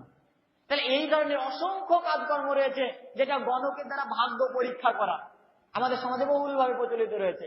যে যেখানে দেখা যাচ্ছে কোনো মেলা বসে, কোনো জালসা জলুস হয়, টিয়া পাখির মাধ্যমে ভাগ্য নির্ধারণ করা হয়। গণকের কাছে যাই দেশে শিরক করে, ভাগ্য পরীক্ষা যে করে তিনি শিরক করেন, এই ধরনের কাজ চলবে না। তাহলে আল্লাহ রাব্বুল আলামিনের আনুগত্য করা হবে না। কারণ কোরআনের অসংখ্য আয়াতের মধ্যে বলা হয়েছে ইয়া আইয়ুহাল্লাযীনা আমানু আতিউল্লাহ ওয়া আতিউর রাসূল, হে ঈমানদারগণ তোমরা আল্লাহ এবং আল্লাহর রাসূলের আনুগত্য করো। অর্থাৎ আপনি যদি শিরক করে থাকেন, এই শিরক করলে তাহলে আপনি আল্লাহ রাব্বুল আলামিনের আনুগত্য আপনার কাছে থাকলো না, আল্লাহ রাব্বুল আলামিনের আনুগত্য কেটে গেল এবং আল্লাহ রাব্বুল আলামিন আপনাকে ক্ষমা করবেন না। এবার যে বিষয়টা অজান্তে যদি শিরক হয়ে যায়, তাহলে আপনি জানতে পারলেন যে আমি শিরক করে ফেলেছি, এখন কি হবে? খালেস নিয়াতে আল্লাহ রাব্বুল আলামিনের কাছে তওবা করুন। আল্লাহ রাব্বুল আলামিন আমি তওবা করছি, জীবনে আর কোনোদিন শিরক করব না, আল্লাহ রাব্বুল আলামিন ইনশাআল্লাহ ক্ষমা করবেন। তাহলে আল্লাহ সম্পর্কে বিশ্বাস বোঝা গেল ব্যাপারটা কি? হ্যাঁ বলেন, ব্যাটা বোঝা গেল? তাহলে এই হচ্ছে ঈমানের প্রথম শর্ত, যেটা কালেমার মধ্যেই বলেছিলাম, লা ইলাহা ইল্লাল্লাহ, আল্লাহ ছাড়া কোনো মাবুদ নাই। অথচ দুনিয়াতে যদি আল্লাহ ব্যতীত কাউকে মাবুদ হিসাবে, কাউকে প্রভু হিসাবে যদি আমরা স্মরণ করে থাকি, তার যদি বশ্যতা স্বীকার করে থাকি, তাহলে শিরকের অন্তর্ভুক্ত হবে, আর যা আল্লাহ রাব্বুল আলামিন ক্ষমা করবেন না। অতএব আমাদেরকে শিরক থেকে দূরে থাকতে হবে। দ্বিতীয় যেটা রুকন ঈমানের, সেখানে বলা হচ্ছে আনতুক মিন বিল্লাহি ওয়া মালাইকাতিহি, যেটা বলছিলাম আল্লাহ রাব্বুল আলামিন বিভিন্ন কাজ কর্ম করার জন্য অসংখ্য ফেরেশতা নিয়োগ করে রেখেছেন। সেই ফেরেশতাগণ বিভিন্ন কাজের মাধ্যম রয়েছে, তার এক একটা ফেরেশতার এক এক রকম ডিউটি রয়েছে। কিছু ফেরেশতা রয়েছে দেখা যাচ্ছে শুধু সেজদা করছে আল্লাহ রাব্বুল জন্য, কিছু ফেরেশতা রয়েছে শুধু রুকু করছে, কেউ দেখা যাচ্ছে শুধু জিকির অজগার করছে, কেউ দেখা যাচ্ছে পাপ লিখছে, কেউ নেকি লিখছে। এইরকম বিভিন্ন কাজ রয়েছে। যেমন মালিকুল মউত, যদিও আমাদের সমাজে আজরাইল নামে পরিচিত, কথাটা ঠিক নয়। আপনি কোরআন এবং সহিহ হাদিসে কোথাও আজরাইল কথাটা পাবেন না, মালিকুল মউত কথাটা এসেছে। অর্থাৎ মালিকুল মউতকে আল্লাহ রাব্বুল আলামিন খাস করে তাকে নিয়োগ করেছেন যে পৃথিবীতে যারা জীবিত রয়েছে, যাদের জীবন রয়েছে, তাদেরকে মৃত্যু দান করার জন্য, অর্থাৎ তাদের জান কবজ করার জন্য তাকে নিয়োগ করেছেন। এরকম অসংখ্য ফেরেশতা রয়েছে, তাদের কাজ এবং কর্ম পদ্ধতিগুলোকে বিশ্বাস করতে হবে। যদি তাদের প্রতি যদি বিশ্বাস না স্থাপন করেন, তাহলে আপনি ঈমানদার হতে পারবেন না। দ্বিতীয় শর্ত যেটা বলছিলাম ফেরেশতাদের প্রতি বিশ্বাস, তাহলে 1 নম্বর গেল আনতুক মিন বিল্লাহি, 2 নম্বর ওয়া মালাইকাতিহি, 3 নম্বর হচ্ছে ওয়া কুতুবিহি। কুতুব মানে কিতাব, যেটা আরবি শব্দ, কিতাব মানে হচ্ছে বই। অর্থাৎ আল্লাহ রাব্বুল আলামিন কালে কালে যুগে যুগে অসংখ্য রাসূল এবং নবী প্রেরণ করেছিলেন। 114 খানা তিনি গ্রন্থ প্রেরণ করেছিলেন এবং সর্বশেষ আসমানি 4 খানা গ্রন্থ তিনি প্রেরণ করেছিলেন পৃথিবীতে। ওই 114 খানা যে গ্রন্থ রয়েছে, ওই 114 খানা গ্রন্থ হচ্ছে এক একটা কওমের জন্য ছোট ছোট শরীয়ত। অর্থাৎ এক একটা নবী যখন আসতেন, তার কওমের জন্য এক একটা শরীয়ত। একটা নবী শেষ হয়ে গেল, অর্থাৎ ওই নবীটা মৃত্যুবরণ করে গেলেন, আর একটা নবীর নবুয়ত প্রাপ্তি হলো, সঙ্গে সঙ্গে পূর্বের নবীর শরীয়ত বন্ধ হয়ে গেল, শরীয়ত চালু হয়ে গেল। এরকম 114টা গ্রন্থ আল্লাহ রাব্বুল আলামিন পৃথিবীতে প্রেরণ করেছিলেন। এবং সর্বশেষ যেটা 4টে গ্রন্থ, তাওরাত, জবুর, ইনজিল এবং কোরআন, লাস্ট যেটা আল্লাহ রাব্বুল আলামিন আমাদেরকে সমগ্র মানব জাতির কাছে আল্লাহ রাব্বুল আলামিন প্রেরণ করেছিলেন, সেটা কোরআন। এই কোরআনে কি বলছে সেই জিনিসটাকে মুখে আপনাকে বিশ্বাস করতে হবে, মুখে বলতে হবে, অন্তরে বিশ্বাস স্থাপন করতে হবে, এবার নিজের জীবনে বাস্তবায়ন করতে হবে। এবার দেখুন কোরআন কি বলছে আর আমরা সমাজে কি করছি, সেই জিনিসটা একটু পর্যালোচনা করার দরকার। আল্লাহ রাব্বুল আলামিন সূরা বাকারা সূরা নম্বর 2 আয়াত নম্বর 2, সেখানে আল্লাহ রাব্বুল আলামিন বলছেন জালিকাল কিতাবু লা রাইবা ফি হুদাল লিল মুত্তাকিন। জালিকাল কিতাবু লা রাইবা ফি, অর্থাৎ এটা এমন একটা গ্রন্থ যে গ্রন্থের ব্যাপারে কোনো সন্দেহ নাই। এবার দেখুন বিষয়টা, আজকে সমাজে অনেক লেখক রয়েছে, অনেক সাহিত্যিক রয়েছে, অনেক কবি রয়েছে। তাদের লেখনির মাধ্যমে তারা বই যখন লেখেন, বইয়ের প্রথম পৃষ্ঠায় তারা একটা মুখবন্ধ লেখেন। অর্থাৎ সেখানে লিখে থাকেন যে প্রিয় পাঠক এবং পাঠিকা, যদি বইয়ের মধ্যে যদি কোনো ভুল ভ্রান্তি পেয়ে থাকেন আমাদেরকে জানাবেন, অবশ্যই ইনশাআল্লাহ পরবর্তীতে সংশোধন করা হবে। কিন্তু আল্লাহ রাব্বুল আলামিন এমন একটা সত্তা, তিনি এই কোরআন নাযিল করার সময় সর্বপ্রথমে যেটা 2 নম্বর সূরার 2 নম্বর আয়াতের মধ্যে আল্লাহ রাব্বুল আলামিন বলেছেন জালিকাল কিতাবু লা রাইবা ফি, এটা এমন একটা গ্রন্থ যে গ্রন্থের ব্যাপারে কোনো সন্দেহ নাই, কোনো অবকাশ নেই, এই গ্রন্থের মধ্যে কোনো ভুল ভ্রান্তি নাই। জালিকাল কিতাবু লা রাইবা ফি হুদাল লিল মুত্তাকিন, এটা এমন একটা গ্রন্থ যে গ্রন্থটা হচ্ছে মুত্তাকিন ব্যক্তির জন্য পথ প্রদর্শক। যেটা বলছিলাম আপনাদেরকে, কোরআন হচ্ছে মানবতার সমাধান, অর্থাৎ মুক্তির পথ হচ্ছে কোরআন। আপনি যদি মুক্তি পেতে চান, অবশ্যই আপনাকে কোরআনকে অধ্যয়ন করতে হবে, কোরআনকে নিজের জীবনে বাস্তবায়ন করতে হবে, তবেই আপনার একমাত্র মুক্তি সম্ভব হবে। তাহলে কোরআন হচ্ছে সেই হেদায়েত প্রাপ্ত ব্যক্তিদের জন্য পথপ্রদর্শক। কিন্তু হেদায়েত কারা পায়? যারা আল্লাহর জিকির করে, আল্লাহ রাব্বুল আলামিনকে বোঝার জন্য চেষ্টা করে। যেহেতু আল্লাহ রাব্বুল আলামিন যেটা বলছিলাম সূরা আলাকের মধ্যে সর্বপ্রথম কোরআন নাযিল হওয়ার পূর্বে হেরা গুহাতে সর্বপ্রথম আয়াত আল্লাহ রাব্বুল আলামিন বলছেন ইকরা বিসমিকা রাব্বিকাল্লাযী খালাক, তুমি পড়ো তোমার প্রভুর নামে। অর্থাৎ কোরআনকে আপনাকে পড়তে হবে। আপনি যদি কোরআন না পড়েন, আপনি শুধু বছরে দেখা যাচ্ছে আমার মতো কোনো ভাই একদিন আসলো, এসে 1 ঘন্টা লেকচার দিয়ে আপনি ইসলামের কি বুঝবেন? ইসলাম একটা ছোটখাটো বিষয় নয় যে একটা ক্লাসের চ্যাপ্টার পেলেন না কিংবা একটা বই পেলেন না, 1 বছর পড়লেন হয়ে গেল। কোরআন আপনি সারা জীবন ধরে পড়ে এর অর্থকে আপনি বিশ্লেষণ করতে পারবেন না, অর্থ আপনি বুঝতে পারবেন না। তাহলে কোরআনকে আপনাকে, কোরআন কথারই অর্থ হচ্ছে বারবার পড়ো, কোরআন কথার অর্থ হচ্ছে বারবার পড়ো। কোরআন আপনাকে বারবার অধ্যয়ন করতে হবে, কোরআনকে জেনে বুঝে পড়তে হবে। যদি আপনি কোরআন না বুঝে পড়েন, একটা অক্ষর যদি আপনি পড়েন, তাহলে 10টা নেকি আপনার আমলনামায় লেখা হবে। আর কোরআন যদি বুঝে পড়েন, আল্লাহ বলেননি যে আপনি কত নেকি পাবেন, অসংখ্য পরিমাণ নেকি পাবেন। আর কোরআন যদি আপনি বুঝে পড়েন, তাহলে আপনি বুঝতে পারবেন নিজের উপকার হবে, সমাজের উপকার হবে, পরকালের উপকার হবে। যেমন আপনাকে বলি, কোরআনের মধ্যে সবচাইতে বহুল ভাবে যে কোরআনের মধ্যে অসংখ্য আয়াত রয়েছে, যেটা বলছিলাম 6262টা আয়াত, সেই আয়াতের মধ্যে কোরআনের মধ্যে 82টা জায়গায় আপনাকে একটা অর্ডার আল্লাহ রাব্বুল আলামিন দিয়েছেন, সেটা হচ্ছে সালাত। আল্লাহ রাব্বুল আলামিন প্রত্যক্ষ এবং পরোক্ষভাবে কোরআন কালামের মধ্যে বলছেন আকিমুস সালাত ওয়া আতুজ যাকাত, অর্থাৎ তোমরা সালাত কায়েম করো, যাকাত প্রদান করো। এই সালাতের কথাটা আল্লাহ রাব্বুল আলামিন কোরআনের মধ্যে 82 বার বলেছে। এত কথা আল্লাহ রাব্বুল আলামিন কোরআনের মধ্যে কোনো আয়াতে বলেননি। এই সালাতের ব্যাপারে যত কথা বলেছেন, যাকাতের ব্যাপারে তত কথা বলেননি, সিয়ামের ব্যাপারে তত কথা বলেননি, আত্মীয় পরিজনদেরকে দান করার কথা বলেননি, আপনাকে দেখা যাচ্ছে নফল কোন ইবাদতের কথা বলেননি। কিন্তু সালাতের কথা আল্লাহ রাব্বুল আলামিন বারবার কেন বলেছেন জানেন? সালাত হচ্ছে এমন একটা বিষয়, যে বিষয়টা হচ্ছে একজন মুসলিম এবং অমুসলিমদের মধ্যে প্রধান তফাৎকারী বিষয় হচ্ছে এই সালাত। সালাতের ব্যাপারে যেটা বলছিলাম, যে আবু বুরাইদা রাদিয়াল্লাহু তাআলা আনহু থেকে বর্ণিত ইবনে মাজার মধ্যে হাদিসখানা রয়েছে, তিনি বলছেন একদা রাসূল সাল্লাল্লাহু আলাইহি ওয়াসাল্লামকে তিনি জিজ্ঞেস করলেন, ইয়া রাসূলুল্লাহ, ইয়া হাবিবাল্লাহ, আচ্ছা বলুন তো মুসলিম এবং অমুসলিমদের মধ্যে তফাৎ কি, মুসলিম এবং অমুসলিমদের মধ্যে পার্থক্য কি? তখন রাসূল সাল্লাল্লাহু আলাইহি ওয়াসাল্লাম তার প্রশ্নের জবাবে বলেছিলেন, আবু বুরাইদা তুমি শোনো, মুসলিম মানে হচ্ছে যিনি সালাত আদায় করে তিনি মুসলিম, আর যিনি সালাত আদায় করেন না তিনি হচ্ছে অমুসলিম। অর্থাৎ দেখুন, আপনি যে ভালো কাজ করছেন সেই ভালো কাজটা কিন্তু অমুসলিমরাও করে। আপনি রাস্তায় চলছেন, একজন কানাকুড়ো ব্যক্তিকে দেখলেন, আপনি 2 টাকা দান করলেন, একজন হিন্দু ভাইও কিন্তু এসে 2 টাকা দান করলো। আপনার প্রতিবেশীর বিপদ হচ্ছে, আপনিও দৌড়ে গেলেন, হিন্দু ভাই আপনার প্রতিবেশী সেও দৌড়ে গেল। কিন্তু দেখুন, আপনি দেখা যাচ্ছে সালাত আদায় করতে আসছেন, কিন্তু আপনার প্রতিবেশী হিন্দু ভাই কিন্তু আপনার জন্য আপনার সঙ্গে সালাত আদায় করতে আসছে না। আপনি একসঙ্গে তার সঙ্গে পড়াশোনা করছেন, একসঙ্গে মাঠে ঘাটে কাজ করছেন, ব্যবসা বাণিজ্য করছেন, সবকিছু করছেন, কিন্তু সে আপনার সঙ্গে সালাত আদায় করতে আসছে না। অমুসলিমরা সালাত আদায় করে না, মুসলিমরা সালাত আদায় করে। আমার কথা বুঝতে পারছেন আপনারা? যদিও আপনাদের ভাষাটা একটু আলাদা, আমাদের চেয়ে মুর্শিদাবাদের ভাষা একটু আলাদা।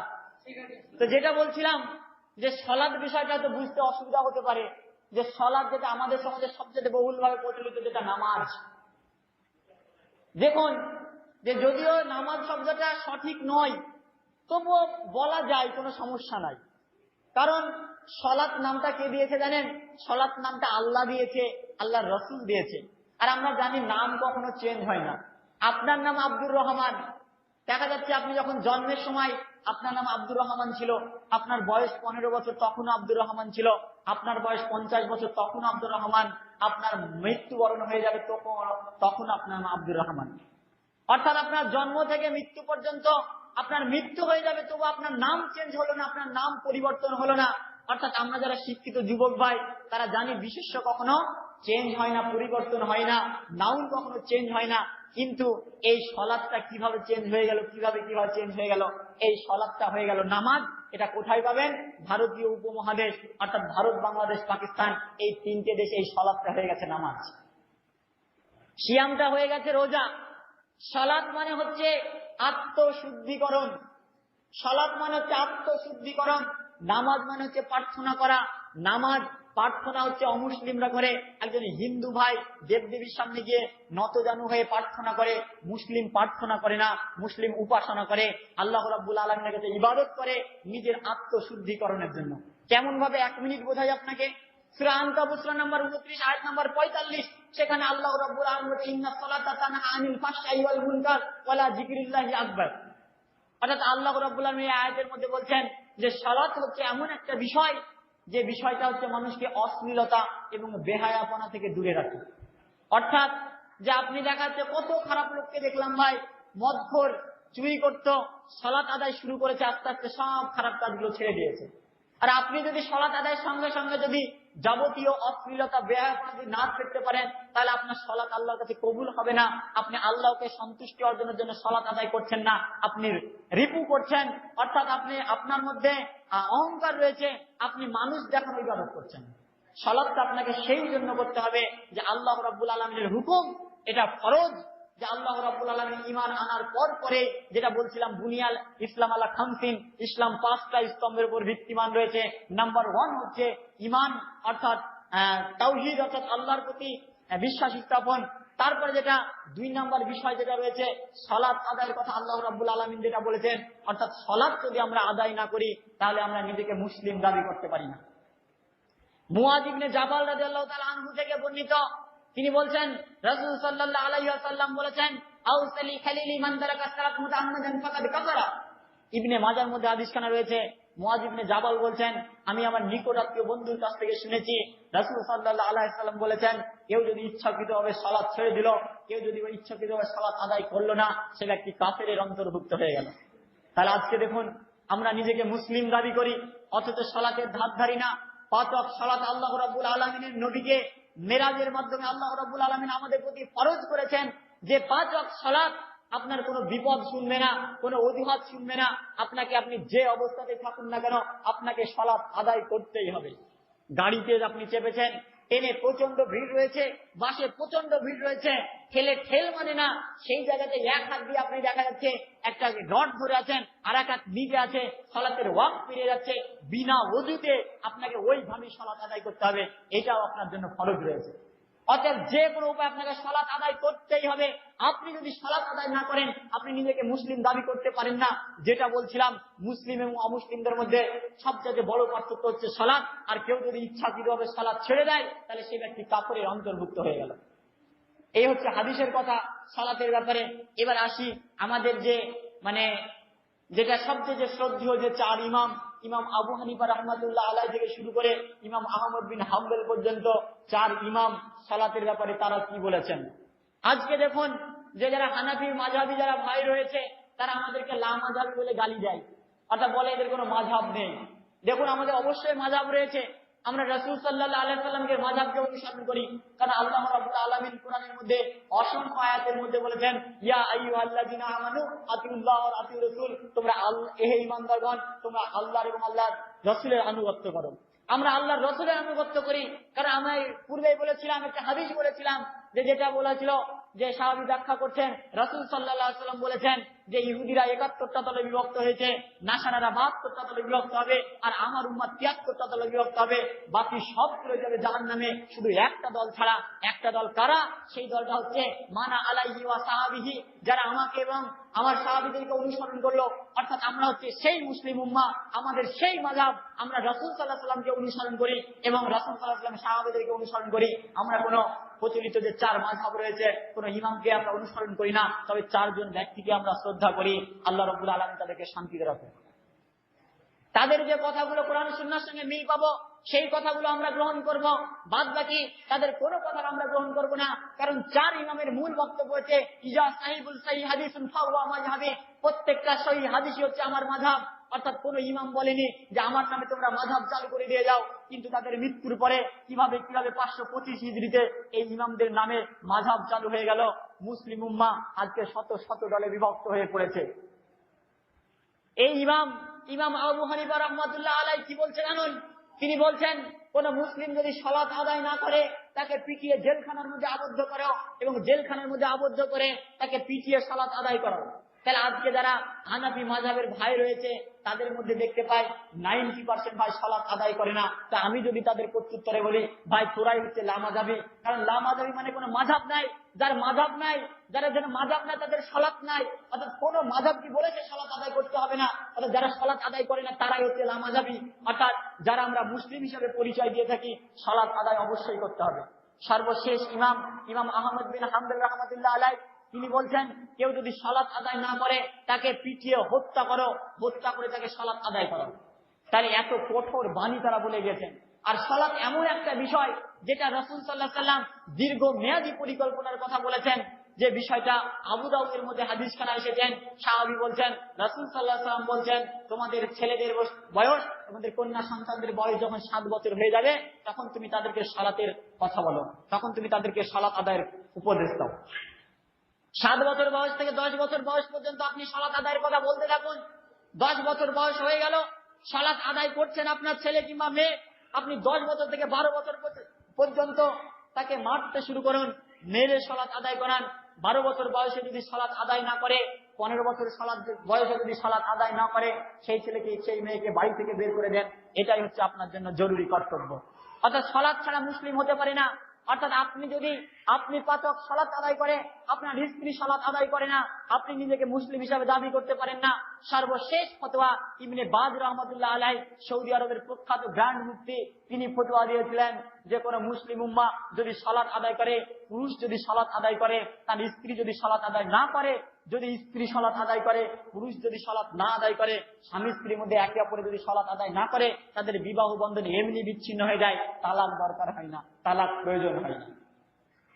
বাংলাদেশের আহলে হাদিস বোর্ডের প্রখ্যাত আলেমগণ তারা বলছেন, যদি 15 বছর বয়সের ছেলে কিংবা 15 বছর বয়সের মেয়ে যদি সালাত আদায় না করে, তাহলে আমরা মনে করি সেই ছেলে কিংবা মেয়ের পিতা নাই, সেই ছেলে হচ্ছে জারদ সন্তান। এই এত বড় কঠিন কথা বলেছে, তাহলে আপনার মনে কি একটু প্রশ্ন হয় না, আপনার বিবেককে একটু বাধা দেয় না যে নিজেকে মুসলিম দাবি করছি, আমি পাচক সালাত আদায় করছি, আমার স্ত্রী পাচক সালাত আদায় করছে না, আমার কন্যার বয়স 20 বছর, তিনি সালাত আদায় করছে না, আমার ছেলে আব্দুর রহমান, তার নামটা কত সুন্দর নাম, একটা ইসলামিক নাম রেখেছেন, কিন্তু সালাত আদায় করে না, তাহলে আপনি নিজেকে কি করে মুসলিম দাবি করতে পারেন? অবশ্যই যেটা ভাইটাল বিষয় বলছিলাম, সালাত আদায় যে কোনো মূল্যে করতে হবে। অন্যান্য ইবাদতের ক্ষেত্রে আল্লাহ রাব্বুল আলামিন ছাড় দিয়েছে। আপনি যখন দেখা যাচ্ছে অসুস্থ রয়েছেন, আপনাকে সিয়াম পালন করতে হবে না, রোজা আপনাকে করতে হবে না, পরে আপনি রোজা কাজা করে নেন। কিন্তু আপনি দেখা যাচ্ছে আপনার টাকা নিয়ে আপনাকে হজ করতে হবে না, আপনার টাকা নিয়ে আপনাকে যাকাত দিতে হবে না, কিন্তু আপনি এমন একটা এই বিষয় আপনাকে আল্লাহ রাব্বুল আলামিন দিয়েছেন যে আপনি যে অবস্থাতেই থাকুন না কেন আপনাকে সালাত আদায় করতে হবে। যদি পানি না পাওয়া যায় আপনাকে তামায়ুম করে সালাত আদায় করতে হবে, যদি তামায়ুম করার কোনো বস্তু না থাকে আপনাকে বিনা ওযুতে সালাত আদায় করতে হবে। সর্বশেষে বলি, মুসলিম ভাই ও বন্ধুরা, আপনাদেরকে অনুরোধ করে বলবো, প্রত্যেকটা মুসলিম সমাজের মধ্যে, প্রত্যেকটা পরিবারের মধ্যে সালাতের প্রচলন ঘটান। সালাত ছাড়া মুসলিম পরিচয় দেওয়া মিথ্যা কথা, এটা ধোঁকাবাজি করা হবে। আর আল্লাহ রাব্বুল আলামিন এই ধোঁকাবাজদেরকে পছন্দ করেন না। কাল কিয়ামতের ময়দানে আপনি কি হিসাব দিবেন? সর্বপ্রথম আপনাকে কবরে গিয়ে সর্বপ্রথমে সালাতের প্রশ্ন জিজ্ঞেস করা হবে, আপনি তখন কি কৈফিয়ত দিবেন?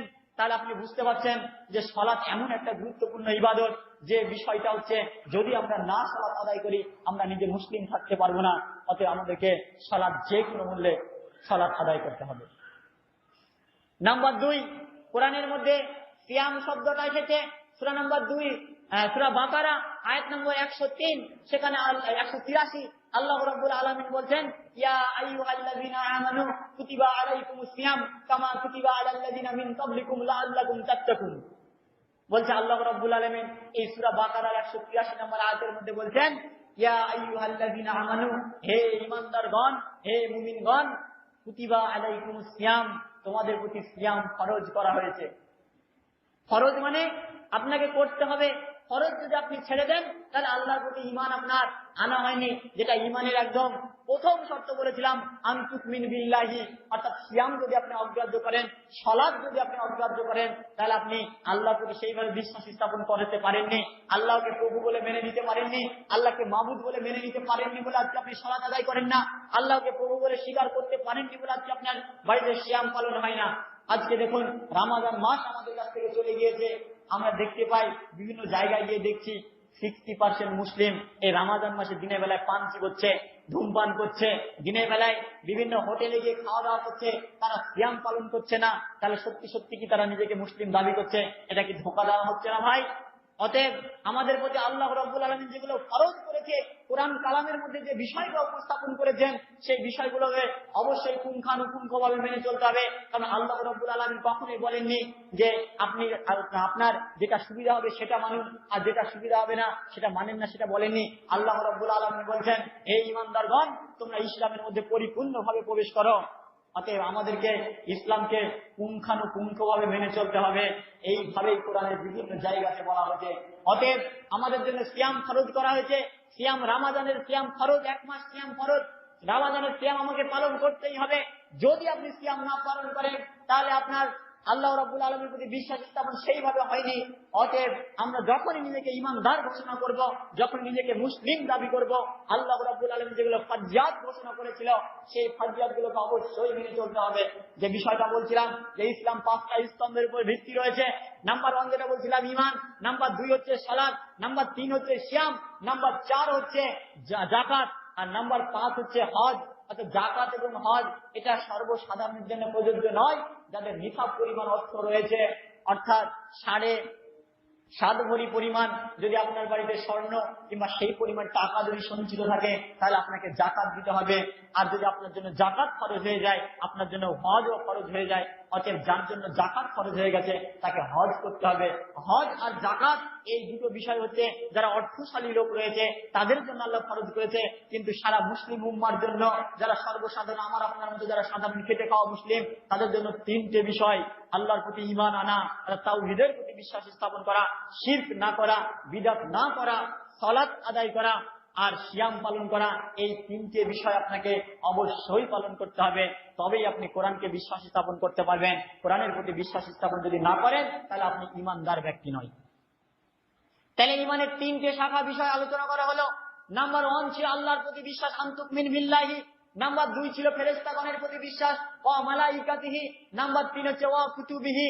নাম্বার 4 হচ্ছে ওয়া রাসূলিহি, রাসূল সাল্লাল্লাহু আলাইহি ওয়াসাল্লামের প্রতি বিশ্বাস স্থাপন। অর্থাৎ যেটা বলছিলাম, আল্লাহ রাব্বুল আলামিন কালে কালে যুগে যুগে অসংখ্য নবী এবং রাসূল প্রেরণ করেছেন আমাদের সমগ্র মানব জাতির জন্য। সর্বশেষ লাস্ট প্রফেট হযরত মুহাম্মদ সাল্লাল্লাহু আলাইহি ওয়াসাল্লামকে প্রেরণ করেছিলেন। তিনি হচ্ছেন মানব জীবনের মুক্তির সমাধানের একমাত্র পথ। তার অনুসরণ এবং অনুকরণই হচ্ছে আমাদের মুক্তির একমাত্র পথ। তাকে যদি আমরা অনুসরণ এবং অনুকরণ না করি তাহলে আমরা কোনোভাবে মুক্তি পেতে পারিনি। তার প্রতি বিশ্বাস স্থাপন করতে হবে, অর্থাৎ তিনি যে কাজটা করেছেন সেই কাজটা আমাদেরকে করতে হবে, আর তিনি যে কাজটা নিষেধ করেছেন সেই কাজটা থেকে আমাদেরকে দূরে থাকতে হবে।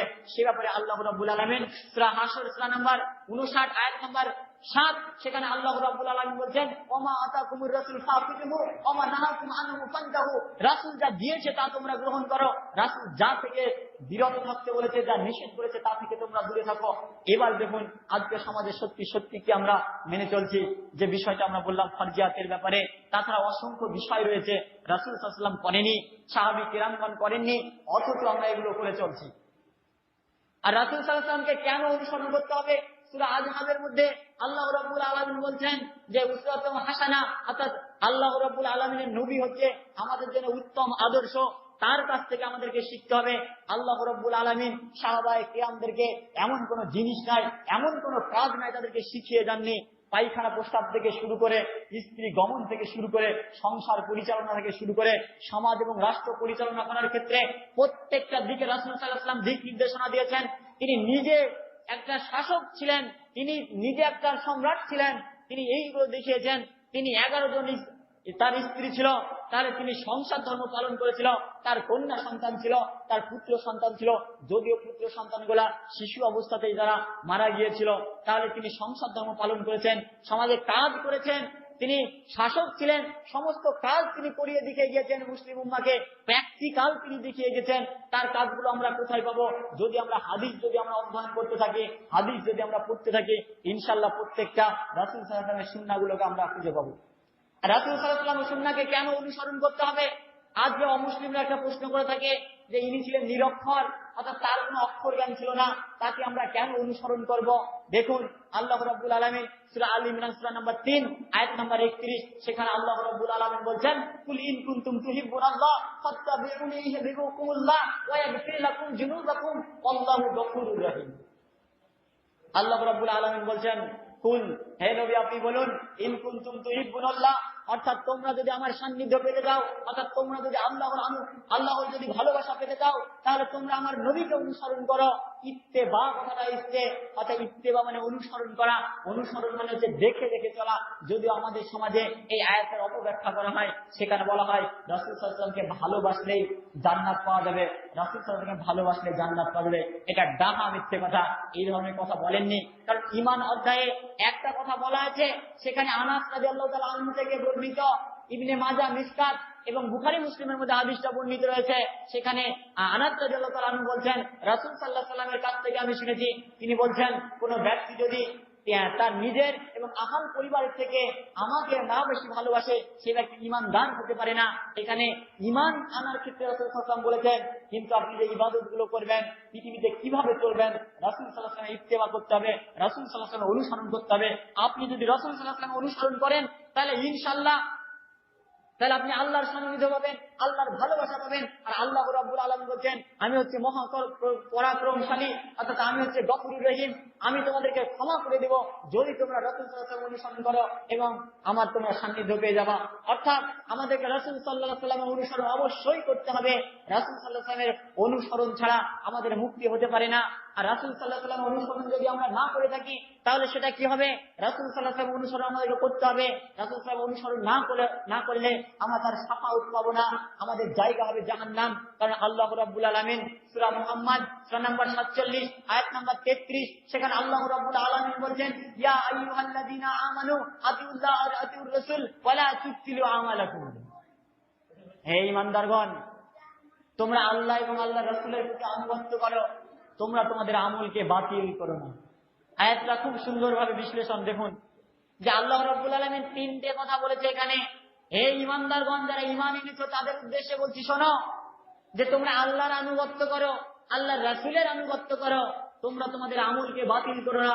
অর্থাৎ আমরা বুঝতে পারছি, আমরা যদি আল্লাহ এবং আল্লাহর রাসূলের আনুগত্য না করি তাহলে আমাদের আমল বাতিল হয়ে যাবে, আমাদের আমল বরবাদ হয়ে যাবে, আমরা সেই ক্ষতিগ্রস্তদের অন্তর্ভুক্ত হয়ে যাব। এবার আমরা যদি রাসূল সাল্লাল্লাহু আলাইহি ওয়াসাল্লামের অনুসরণ কিভাবে করব, যেটা বলছিলাম যে ইবাদত আমরা করব সেই ইবাদতটা রাসূল সাল্লাল্লাহু আলাইহি ওয়াসাল্লাম করেছেন কিনা এবং সাহাবীদের মধ্যে থেকে প্রচলন আছে কিনা সেটা যদি আমরা পাই তাহলে সেটা করব। তা ব্যতি রেখে কোন পীর বুজুর্গ কি করলো, কোন আলেম উলামা কি করলো, সে যত বড় মুহাদ্দিস হোক না কেন তার কথা চলবে না কোরআন সুন্নাহর বাইরে। কারণ আল্লাহ রাব্বুল আলামিনের নবী বলছেন যে আমার পরে যদি কোন নবী আসতো তাহলে উমর রাদিয়াল্লাহু তাআলা আনহু হচ্ছে নবী হতো, আর সেই উমরের কথা তোমাদের চলবে না যদি কোরআন সুন্নাহর বিপরীতে যায়। আপনাকে একটু শোনাই উমর রাদিয়াল্লাহু তাআলা আনহু কেমন মাপের মানুষ ছিল। আল্লাহর রাসূল বলছেন যে উমর এত বড় মাপের মানুষ, যে রাস্তা দিয়ে উমর রাদিয়াল্লাহু তাআলা আনহু যায় সেই রাস্তা দিয়ে শয়তান যেতে ভয় করে। তাহলে বুঝতে পারছেন এত বড় মাপের একজন ব্যক্তি, তার কথা ইসলামে চলেনি, তাকে কাফের মুশরিকরা সেই ফজর সালাতের পরে ধরে জবাই করে দিল, তার কথা চললো না। আর আমার দেখা যায় একজন সাধারণ পীর বুজুর্গ আলেম ওলামার দোহাই দিয়ে ইসলামের নামে কত কুসংস্কার চলছে, কত বিদাত চলছে সমাজের মধ্যে। যেটা বলছিলাম যে পৃথিবীর মধ্যে দুটো পাপ রয়েছে, সবচেয়ে বড় পাপ। নাম্বার 1 হচ্ছে শিরক, নাম্বার 2 হচ্ছে বিদাত। বিদাতের ব্যাপারে বিদাত করলে আল্লাহ রাব্বুল আলামিনের নবীকে অমান্য করা হয়, আল্লাহ রাব্বুল আলামিনের নবীকে অনুসরণ করা হয় না। আল্লাহ রাব্বুল আলামিনের নবী সবচেয়ে অসন্তুষ্ট হয় যদি আপনি বিদআত করে থাকেন, যেটা মুআয ইবনে জাবাল রাদিয়াল্লাহু তাআলা আনহু থেকে বর্ণিত, ইবনে মাজার মধ্যে হাদিস কানা রয়েছে। তিনি বলছেন কুল্লু বিদআতিন দালালা ওয়া কুল্লু দালালাতিন ফিন্নার। আমি সংক্ষিপ্ত যেটা বলছিলাম এই হাদিসটা বললাম, কারণ পুরো আরবি এবারটা বললাম না। সেখানে বলা হয়েছিল ফাইন্না খায়রাল হাদিসি কিতাবুল্লাহ ওয়া খায়রাল হাদি হাদি মুহাম্মাদিন সাল্লাল্লাহু আলাইহি ওয়াসাল্লাম ওয়া শাররাল উমুরি মুহদাসাতুহা ওয়া কুল্লু মুহদাসাতিন বিদআহ ওয়া কুল্লু বিদআতিন দালালা ওয়া কুল্লু দালালাতিন ফিন্নার। অর্থাৎ এর বাংলা হচ্ছে এই যে পৃথিবীতে আল্লাহ এবং আল্লাহর রাসূলের কথা ছাড়া আর কোনো উত্তম কথা কি আছে? আর দ্বীন ইসলামের মধ্যে যদি কোনো নতুন কিছু যদি উদ্ভাবন হয়, কিছু যদি আবিষ্কৃত হয়, সেটা বিদআত হয়ে যাবে, সেটা বাতিল হয়ে যাবে, আর ওই বাতিলের জায়গা সে পথভ্রষ্ট হয়ে যাবে, আর পথভ্রষ্টের জায়গা হবে জাহান্নাম হয়ে যাবে। অর্থাৎ কুল্লু বিদআতিন দালালা ওয়া কুল্লু দালালাতিন ফিন্নার। সমস্ত বিদআতকারী হচ্ছে পথভ্রষ্ট, আর প্রত্যেকটা পথভ্রষ্টের ব্যক্তির জায়গায় হচ্ছে জাহান্নাম। এই ব্যাপারে দেখুন আবু হুরায়রা রাদিয়াল্লাহু তাআলা আনহু থেকে বর্ণিত, তিনি বলছেন রাসূল সাল্লাল্লাহু আলাইহি ওয়াসাল্লাম বলেছেন মান আমিলা আমিলান লাইসা হি আমরুনা ফাহুয়া রাদ। অর্থাৎ তোমরা এমন করে আমল করলে যেটা আমি করিনি তাহলে সেই আমলটা বাতিল হয়ে যাবে। আয়েশা রাদিয়াল্লাহু তাআলা আনহু থেকে বর্ণিত, তিনি বলছেন রাসূল সাল্লাল্লাহু আলাইহি ওয়াসাল্লাম বলেছেন মান আহাদাসা ফি আমরিনা হাজা মা লাইসা মিনহু ফাহুয়া রাদ। অর্থাৎ ইসলামের মধ্যে নতুন কিছু আবিষ্কৃত সেটাই হচ্ছে বিদআত, আর ওই বিদআতের জায়গা হচ্ছে জাহান্নাম। দেখুন সূরা মাইদা সূরা নাম্বার 5 আয়াত নাম্বার 3, সেখানে আল্লাহ রাব্বুল আলামিনের নবী বিদায়ী হজের ভাষণে তিনি বলেছিলেন, আল্লাহ রাব্বুল আলামিন সূরা মাইদা 3 নম্বর আয়াতে ঘোষণা করলেন যে আজকে আমি তোমাদের জন্য দ্বীন ইসলামকে কমপ্লিট করলাম। দ্বীন ইসলাম এমন একটা জিনিস আজকে তোমাদেরকে কমপ্লিট করলাম, এর মধ্যে কোনো সংযোজন হবে না, এর মধ্যে কোনো বিয়োজন হবে না। তাহলে শেষ ভাষণে আল্লাহ রাসূল বললেন যে উম্মতের উদ্দেশ্যে বললেন যে আজকে দ্বীন ইসলামকে আল্লাহ রাব্বুল আলামিন তোমাদের জন্য কমপ্লিট করলো, এর কোনো সংযোজন নেই, এর কোনো বিয়োজন নেই। কিন্তু দেখুন আল্লাহ রাসূলের মৃত্যুর পরে শত শত আমল, শত শত ইবাদত আজকে ভালো মনে করে আজকে করছি। সমাজের মধ্যে কুলখানি, চল্লিশা, এরকম অসংখ্য ইবাদত রয়েছে যেটা আমরা ভালো বলে মনে করি। একটা মানুষ মারা গেল, তার দেখা যাচ্ছে 7 দিন হয়ে গেল, 7 দিন পরে একটা মিলাদ হয়, অর্থাৎ আলেম ওলামাদেরকে ডেকে এনে সেখানে কোরআনের কিছু কথা বলা হয়, তাদেরকে খাওয়ানো হয়। এই কথা আপনি কোথাও পাবেন না। কোথায় পাবেন? মহাভারতের মধ্যে পাবেন, শ্রীমদ্ভাগবত গীতার মধ্যে পাবেন যে হিন্দু ধর্মে আছে কেউ মারা গেল 7 দিন পরে তার বাড়িতে একটা খাওয়ার অনুষ্ঠান করা হয়। তাহলে আপনি একজন মুসলিম, আপনার অনুসরণ হচ্ছে আল্লাহ আল্লাহ রসুল, আপনি কেন মহাভারতের কথা নিয়ে আসবেন? আপনি কেন আপনার সমাজে এরকম প্রচলন শুরু করবেন? অতএব এরকম আহলে হাদিস সমাজেও অনেক বিদাত রয়েছে। বিশেষ করে আপনাদের সমাজে বিভিন্ন জায়গায় দেখেছি যে ওই কুলখানি, যেটা মৃত্যুর 40 দিন পরে যে এই সমস্ত ইবাদত গুলো করা হয়, এইগুলো চলবে না।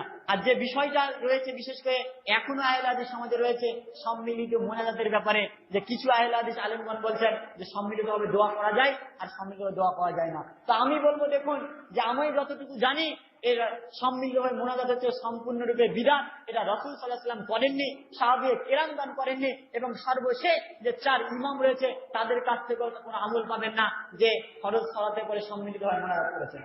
আপনি বুখারী মুসলিম খুলুন, 36 জায়গাতে আল্লাহ রাব্বুল আলামিন হাত তুলে দেওয়ার কথা বলেছেন। হাত তুলে দোয়া করুন সেই সমস্ত জায়গায় রাসূল সাল্লাল্লাহু আলাইহি ওয়াসাল্লাম যে জায়গায় করেছেন সেই জায়গায় করুন। আপনি কবর জিয়ারত করতে গিয়ে সেখানে হাত তুলে সম্মিলিতভাবে মুনাজাত করতে পারবেন না। ফরজ সালাতের পরে আপনি সম্মিলিতভাবে দোয়া করতে পারবেন না। এগুলো রাসূল সাল্লাল্লাহু আলাইহি ওয়াসাল্লাম করেননি, এগুলো সাহাবায়ে কেরামগণ করেননি। এই ধরনের ইবাদত চলবে না। এগুলো যদি আপনি করেন, রাসূল সাল্লাল্লাহু আলাইহি ওয়াসাল্লামকে নাকচ করা হলো, রাসূল সাল্লাল্লাহু আলাইহি ওয়াসাল্লামকে মান্যতা দেওয়া হলো না, রাসূল সাল্লাল্লাহু আলাইহি ওয়াসাল্লামের অনুসরণ করা হলো না। আর রাসূল সাল্লাল্লাহু আলাইহি ওয়াসাল্লামকে অনুসরণ যদি আপনি না করেন, তাহলে আপনি নিজেকে মুসলিম দাবি করতে পারেন না। আপনার ঈমানের মধ্যে ছিদ্র রয়েছে, আপনার ঈমান পাকাপোক্ত হয়নি, আপনার ঈমান পরিপূর্ণ হয়নি, তার জন্য আপনি রাসূল সাল্লাল্লাহু আলাইহি ওয়াসাল্লাম অনুসরণ করছেন না। রাসূল সাল্লাল্লাহু আলাইহি ওয়াসাল্লাম বললেন, হে মুসলিম উম্মাহ শোনো, যে তোমাদের গোঁফটা ছাটো আর দাড়িটাকে ছেড়ে দাও। আজকে অনেক মুসল্লি দেখছি, অনেক মুসলিম ভাই দেখছি, তারা জুমার দিন সালাত আদায় করতে আসে, সেদিন দাড়িটাকে ছেটে আসে। আল্লাহর রাসূল বললেন তোমরা দাড়িটা ছেটে দাও, গোঁফটাকে ছোট করো। আর আপনি করছেন কি? গোঁফটাকে রাখছেন আর দাড়িটাকে ছাড়ছেন, সম্পূর্ণ বিপরীত অবস্থা। আল্লাহ রাসূল বললেন তোমরা ইহুদি খ্রিস্টানদের বিপরীত ইবাদত করো, আমল করো। তো দেখুন যে ইহুদি খ্রিস্টানরা কিন্তু দাড়ি রাখে অনেক সময়, কিন্তু তারা দাড়ি সাইজ করে। আমাদের মুসলিম উম্মার মধ্যে রয়েছে দাড়ি সাইজ করা। আপনি কোন কোন সহিহ হাদিসের মধ্যে পাবেন না দাড়িকে আপনাকে সাইজ করতে হবে, দাড়িতে বিলেট থাকানো যাবে না। হস্তক্ষেপ মুক্ত দাড়ি রাখাই হচ্ছে সুন্নাত। আর দাড়ি রাখলে অনেক সমাজে প্রচলিত রয়েছে যে যদি কেউ বিলেট না থাকায় তাহলে আল্লাহ রাব্বুল আলামিনের নবী কাল কিয়ামতের মধ্যে তার জন্য শাফায়াত করবেন। এই ধরনের কথা আল্লাহ রাসূল বলেননি, এগুলো মিথ্যা কথা। দেখুন, আপনাকে আল্লাহ রাসূল বলেছেন যে দাড়ি রাখতে হবে, এটা সুন্নাত। আপনার একটা সুন্নাতের জন্য জান্নাত হতে পারে। সমাজের মধ্যে এগুলো মৃত সুন্নাত। আজকে আমরা এগুলো কিছু পরোয়াই করছি না, পাত্তাই দিচ্ছি না যে আল্লাহ রাসূল বলেছেন যে সমাজে যেগুলো মৃত সুন্নাত হয়েছে, কেউ যদি সমাজে চালু করতে পারে 50 জন শহীদের সমান তার নেকি তার আমলনামায় লেখা হবে। কোন শহীদের কথা বলেছেন? হানজালা রাদিয়াল্লাহু তাআলা আনহুর কথা আমাদের মনে পড়ে যায়। হানজালা রাদিয়াল্লাহু তাআলা আনহু যিনি বিবাহ করেছিলেন, বিবাহের পরে তিনি বিবির সঙ্গে সঙ্গম করেছিলেন, তার জন্য ফরজ সালাত ওয়াজিব ফরজ হয়ে গিয়েছিল। তিনি গোসল করতে যাবেন, এমত অবস্থায় তিনি শব্দ শুনতে পেলেন, আওয়াজ শুনতে পেলেন। উহুদের যুদ্ধে রাসূল সাল্লাল্লাহু আলাইহি ওয়াসাল্লামকে কাফের মুশরিকরা হত্যা করে ফেলেছে। তখন এই হানজালা রাদিয়াল্লাহু তাআলা আনহু সঙ্গে সঙ্গে পানির পাত্রটাকে ফেলে দিয়ে তার স্ত্রীকে বললে যে আমার প্রিয়তমা শোনো, তুমি আমাকে তরবারিটা দাও। আমি শুনছি রাসূল সাল্লাল্লাহু আলাইহি ওয়াসাল্লামকে কাফের মুশরিকরা হত্যা করেছে। যারা রাসূল সাল্লাল্লাহু আলাইহি ওয়াসাল্লামকে হত্যা করেছে সেই কাফের মুশরিকদেরকে আমি পৃথিবীতে রাখবো না। সঙ্গে সঙ্গে তার স্ত্রী বলল, আমার প্রিয়তমা শোনো, তুমি একবার ঘরের মধ্যে এসো। তখন হানজালা রাদিয়াল্লাহু তাআলা আনহু বলেছিল, শোনো, আমি যদি এখন ঘরের মধ্যে যাই তাহলে তোমার মুখের দিকে তাকিয়ে, তোমার চোখের দিকে তাকিয়ে আমি আর যুদ্ধে যেতে পারবো না। অতএব তুমি আমাকে তরবারিটা দাও, কাল কিয়ামতের ময়দানে তোমার সঙ্গে দেখা হবে। যদি যুদ্ধে শহীদ হয়ে যায়। হানজালা রাদিয়াল্লাহু তাআলা আনহু উহুদের যুদ্ধে চলে গেলেন, অসংখ্য কাফের মুশরিকদেরকে তিনি হত্যা করলেন, শেষ পর্যন্ত তিনিও শহীদ হয়ে গেলেন। এই শহীদের দরজার সমান এইরকম 50টা শহীদ হলে যত আমল পাওয়া যায় সেই আমল আপনার আমলনামায় লেখা হবে। আর শহীদদেরকে আল্লাহ রাব্বুল আলামিন বিনা হিসাবে জান্নাত প্রদান করবে, তাদের কোনো হিসাব হবে না, তাদের রক্ত লেগে থাকবে। ওই রক্ত মাখা অবস্থায় আল্লাহ রাব্বুল আলামিন কিয়ামতের ময়দানে সেদিন কবর থেকে তাদেরকে তুলবেন এবং বিনা হিসাবে তাদেরকে জান্নাত তাদেরকে দান করবেন। তারা বুঝতে পারছেন সমাজে যে সুন্নাতগুলো আজকে মানে প্রচলন নেই, সেই সুন্নাত গুলো যদি আমরা চালু করতে পারি আমরা এতটা লাভবান হব। অতএব আমরা বেশি বেশি করে সেই সুন্নাত গুলো পালন করার চেষ্টা করব। আল্লাহ রাসূল বলেছেন যে পুরুষ দলকে বলেছেন যে তোমরা তোমাদের কাপড় পরিধান করো টাকনার উপরে। আর আজকে আমরা কি করছি, যখন মসজিদে সালাত আদায় করতে আসছি তখন প্যান্টটাকে ভাঁজ করছি, এসে সালাত আদায় করছি, মসজিদ থেকে বেরিয়ে যাচ্ছি, সঙ্গে সঙ্গে আবার প্যান্টটাকে ছেড়ে দিচ্ছি। আপনাকে আল্লাহ রাসূল বলেছিল যখন সালাত আদায় করবে তখন তুমি প্যান্টটাকে ভাঁজ করে সালাত আদায় করতে আসো? যারা এই প্যান্ট বা কাপড় যারা টাকনার নিচে পড়ে তাদের জন্য কি বলেছেন জানুন? রাসূল সাল্লাল্লাহু আলাইহি ওয়াসাল্লাম বলেছেন আল্লাহ রাব্বুল আলামিন কাল কিয়ামতের ময়দানে ওই ব্যক্তির দিকে, যে ব্যক্তি কাপড় টাকনার নিচে পরিধান করে, সেই ব্যক্তির দিকে তাকাবেন না, তার সঙ্গে কোনো কথা বলবেন না, তাকে বিনা হিসাবে জাহান্নামে দেবেন কোন অংশ? যে অংশটা টাকনার নিচে, যে অংশটা থাকে কাপড় ঝুলতে থাকে, সে অংশটা জাহান্নামে যাবে। তাহলে আপনি বলুন, 5 ওয়াক্ত সালাত আদায় করছেন আপনি রাসূল সাল্লাল্লাহু আলাইহি ওয়াসাল্লামের পদ্ধতিতে, সিয়াম পালন করছেন, হজ করছেন, যাকাত করছেন, যাবতীয় সব কাজ করছেন আপনি, তাহলে আপনি কাপড়ই ঠিকঠাক পরিষ্কার পরা শিখলেন না, তাহলে কি করে হবে বলুন? আপনি দাড়ি বাদ দিয়ে দিলেন। যুবক ভাইদেরকে যদি বলে ভাই দাড়ি রাখছেন না কেন, তাহলে ভাই যদি দাড়ি রাখি তাহলে বিয়ে হবে। দেখুন কত অবিশ্বাস, আল্লাহর প্রতি ঈমান কত মানে নরম, আল্লাহর প্রতি ঈমান নেই। কারণ আল্লাহ রাব্বুল আলামিন পৃথিবী সৃষ্টি 50,000 বছর পূর্বে মানুষের ভালো মন্দের তাকদীর লিখে রেখেছেন, কার সাথে কার বিবাহ হবে, কার কোথায় মৃত্যু হবে, কার কিভাবে রুজি নির্ধারণ হবে, আল্লাহ রাব্বুল আলামিন সব ঠিক করে রেখেছেন। আর আপনি দাড়ি রাখছেন না, আপনার বিয়ে হবে না বলে। তাহলে আপনাকে সেই চিন্তা করতে হবে না, আপনি রাসূল সাল্লাল্লাহু আলাইহি ওয়াসাল্লামের সুন্নাতকে মানুন, আপনাকে দাড়িটা রেখে দেন, আপনি প্যান্টটাকে টাকনার উপরে পরুন। আর যেটা ভাঁজ করে পরা হয়, ভাঁজ করে পরা চলবে না। হাদিসের মধ্যে আমরা দেখতে পাই, সাহাবীয়ে কেরামদের মধ্যে দেখেছি যাদের কাপড়গুলো বড় ছিল তারা উপর থেকে জড়িয়ে পড়েছে, নিচ থেকে জড়ানোর কোনো হাদিস আমরা পাই না। অতএব আপনি যদি ওইরকম জড়িয়ে পড়েন তাহলে দেখুন যে অংশটুকু শীতটা আপনাকে এক্সট্রা শীত ওটা টাকা দিয়ে কিনতে হয়েছে, তার জন্য আপনাকে বানিয়ে দিতে হয়েছে, সেটা আবার নোংরা হবে কাচতে গিয়ে, এক্সট্রা ছাপ আপনাকে খরচ করতে হবে। তাহলে আপনি কেন এরকম অহেতুক খরচ করবেন? অতএব আপনাকে টাকনার উপরে পোশাক করতে হবে। আর টাকনার উপরে পোশাক পরা এবং দাড়ি রাখা হচ্ছে এমন একটা লেভেল, আপনি একজন মুসলিম, আপনার লেভেল হবে এটা, অর্থাৎ আপনাকে যেন দূর থেকে দেখে চিনতে পারা যায় এটা আমার মুসলিম ভাই। এবার দেখা যাচ্ছে একজন মুসলিমের সঙ্গে আরেকজন মুসলিমের দেখা হলে সালাম বিনিময় করতে হবে, তো আমরা দূর থেকে দেখে বুঝতে পারি না যে এটা মুসলিম কি হিন্দু। দেখা যায় মুসলিম সামনে আছে, নাম আব্দুর রহমান, আব্দুল খালেক, হ্যাঁ, কিন্তু দেখা যাচ্ছে দাড়ি নাই, প্যান্ট পরেছে একদম কি বলবো, সিনেমাতে যেমন দেখতে পাওয়া যায় নায়ক নায়িকার একদম মানে লেট হয়ে পড়ে, অর্থাৎ মাটিকে ধার দিয়ে চলে যায়, ওই মতো করছে। অর্থাৎ নায়ক নায়িকা তাদের কাছে ফ্যাশন হয়ে গেছে, রাসূল সাল্লাল্লাহু আলাইহি ওয়াসাল্লাম তাদের কাছে মডেল না। রাসূল সাল্লাল্লাহু আলাইহি ওয়াসাল্লামকে মডেল হিসাবে অনুসরণ করতে হবে, তবেই আপনি পরিপূর্ণ হিসাবে একজন ঈমানদার ব্যক্তি হতে পারবেন। অতএব আমাকে আপনাকে রাসূল সাল্লাল্লাহু আলাইহি ওয়াসাল্লাম অনুসরণ করতে হবে। রাসূল সাল্লাল্লাহু আলাইহি ওয়াসাল্লাম অনুসরণ যদি না করি, আর রাসূল সাল্লাল্লাহু আলাইহি ওয়াসাল্লাম যে কাজগুলো করেছে সেই কাজ ব্যতি রেখে যদি নতুন কিছু ইবাদত যদি আমরা ভালো মনে করে থাকি, সেটা বিদআত হয়ে যাবে, আর বিদআত করলে আমাদের জায়গা হবে জাহান্নাম। অতএব শিরক এবং বিদআত এই যে দুটো জঘন্যতম পাপ রয়েছে, এই দুটো পাপ থেকে আমাদেরকে দূরে থাকতে হবে। তারপরে 5 নম্বর যেটা বিষয় ইমানের, যে আল ইয়াউমাল আখিরি ওয়াল কদরি খায়রিহি শাররিহি মিনাল্লাহি তাআলা, এখানে দুটো বিষয় আছে, যে আখিরাতের প্রতি বিশ্বাস। অর্থাৎ আমরা আজকে মানুষ মনে করি যে খাও দাও ফুর্তি করো, দুনিয়াটা হচ্ছে হয়তো আনন্দের জায়গা। দেখুন আল্লাহ রাব্বুল আলামিন আপনাকে পৃথিবীতে কি জন্য প্রেরণ করেছেন জানেন? সূরা জারিয়াত সূরা নাম্বার 51 আয়াত নাম্বার 56, সেখানে আল্লাহ রাব্বুল আলামিন বলেন ওমা খালাকতুল জিন্না ওয়াল ইনসা লিয়াবুদুন, আমি মানুষ এবং জিনকে সৃষ্টি করেছি আমার ইবাদত করার জন্য। তাহলে আল্লাহ রাব্বুল আলামিন আমাকে আপনাকে পৃথিবীতে পাঠিয়েছেন তার ইবাদত করার জন্য, তাহলে তার ইবাদত তো আমরা করছি না। আর ইবাদত যদি আপনার মধ্যে না থাকে, আখিরাত আপনার মধ্যে কি করে আসবে? আপনি তো দুনিয়া নিয়ে মশগুল রয়েছেন। অতএব আপনাকে দুনিয়াকেও ভাবতে হবে, আখিরাতের প্রতি বিশ্বাস স্থাপন করতে হবে, যেটা আমাদের আদম আলাইহিস সালামকে আল্লাহ রাব্বুল আলামিন একটা সুন্দর দোয়া শিখিয়ে দিয়েছিলেন। যখন আল্লাহ রাব্বুল আলামিন আদম আলাইহিস সালামকে জান্নাত থেকে বের করে পৃথিবীতে প্রেরণ করেছিলেন, আল্লাহ রাব্বুল আলামিন একটা দোয়া শিখিয়ে দিয়েছিলেন যে রব্বানা জালামনা আনফুসানা ওয়া ইল্লাম তাগফির লানা ওয়া তারহামনা লানাকুনান্না মিনাল খাসিরিন। অর্থাৎ আল্লাহ রাব্বুল আলামিন, আমি জুলুম করেছি নিজের প্রতি, আমি খুবই পাপী, আমাকে ক্ষমা করে দাও। আমরা মুনাজাতের সময় অনেকে দোয়া করে থাকি রব্বানা আতিনা ফিদ দুনিয়া হাসানাতাও ওয়া ফিল আখিরাতি হাসানাতাও ওয়া কিনা আযাবান নার। আল্লাহ রাব্বুল আলামিন, তুমি আমাকে দুনিয়াতে ভালো দাও, আখিরাতে ভালো দাও, এবং জাহান্নামের আগুন থেকে আমাকে বাঁচাও। তাহলে আপনি দুনিয়ার জন্য কি দোয়া করছেন, আখিরাতের জন্য দোয়া করছেন, কিন্তু আখিরাত কি সেই বিষয়টা আপনার মধ্যে নেই। আখিরাত কি মৃত্যুর পরবর্তী জীবন, যেটা আমাদের মুসলিম হিসাবে অবশ্যই বিশ্বাস স্থাপন করতে হবে। মৃত্যুর পরে একটা জীবন রয়েছে, শুধু এই পৃথিবীর সুখের জীবন এটা নয়, মৃত্যুর পরে অনন্ত কাল আপনাকে কবরের মধ্যে থাকতে হবে। কবরে কঠিন আযাব রয়েছে, কবরে আযাব এমন একটা আযাব রয়েছে পৃথিবীর কেউ বাদ যায়নি। প্রত্যেককে কবরে আযাব সহ্য করতে হবে। যে যেমন আমল করবে তাকে সেই মতো তার কবরে আযাব সহ্য করতে হবে। তারপরে আপনাকে কিয়ামতের ময়দানে যেতে হবে, হাসরের ময়দান রয়েছে, মিজান রয়েছে, পুলসিরাত রয়েছে, এরকম প্রত্যেকটা আপনাকে পরপর স্টেপ বাই স্টেপ আপনাকে অতিক্রম করতে হবে।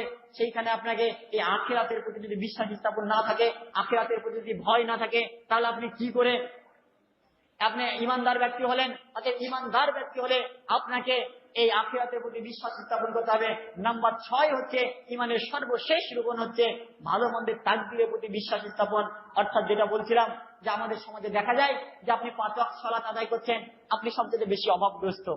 দেখা যায় আপনার বাড়ির পাশে ওই ভাইটা দেখা যায় সুদের সঙ্গে জড়িত, ঘুষের সঙ্গে জড়িত, অনেক ধনসম্পদ। তো আপনি বলছেন যে আমি 5 ওয়াক্ত সালাত আদায় করি, রমাদান মাসে সিয়াম পালন করি, মাশাআল্লাহ আমার বাড়িতে পর্দা আছে, তবু আল্লাহ আমাকে অভাব দিয়েছে।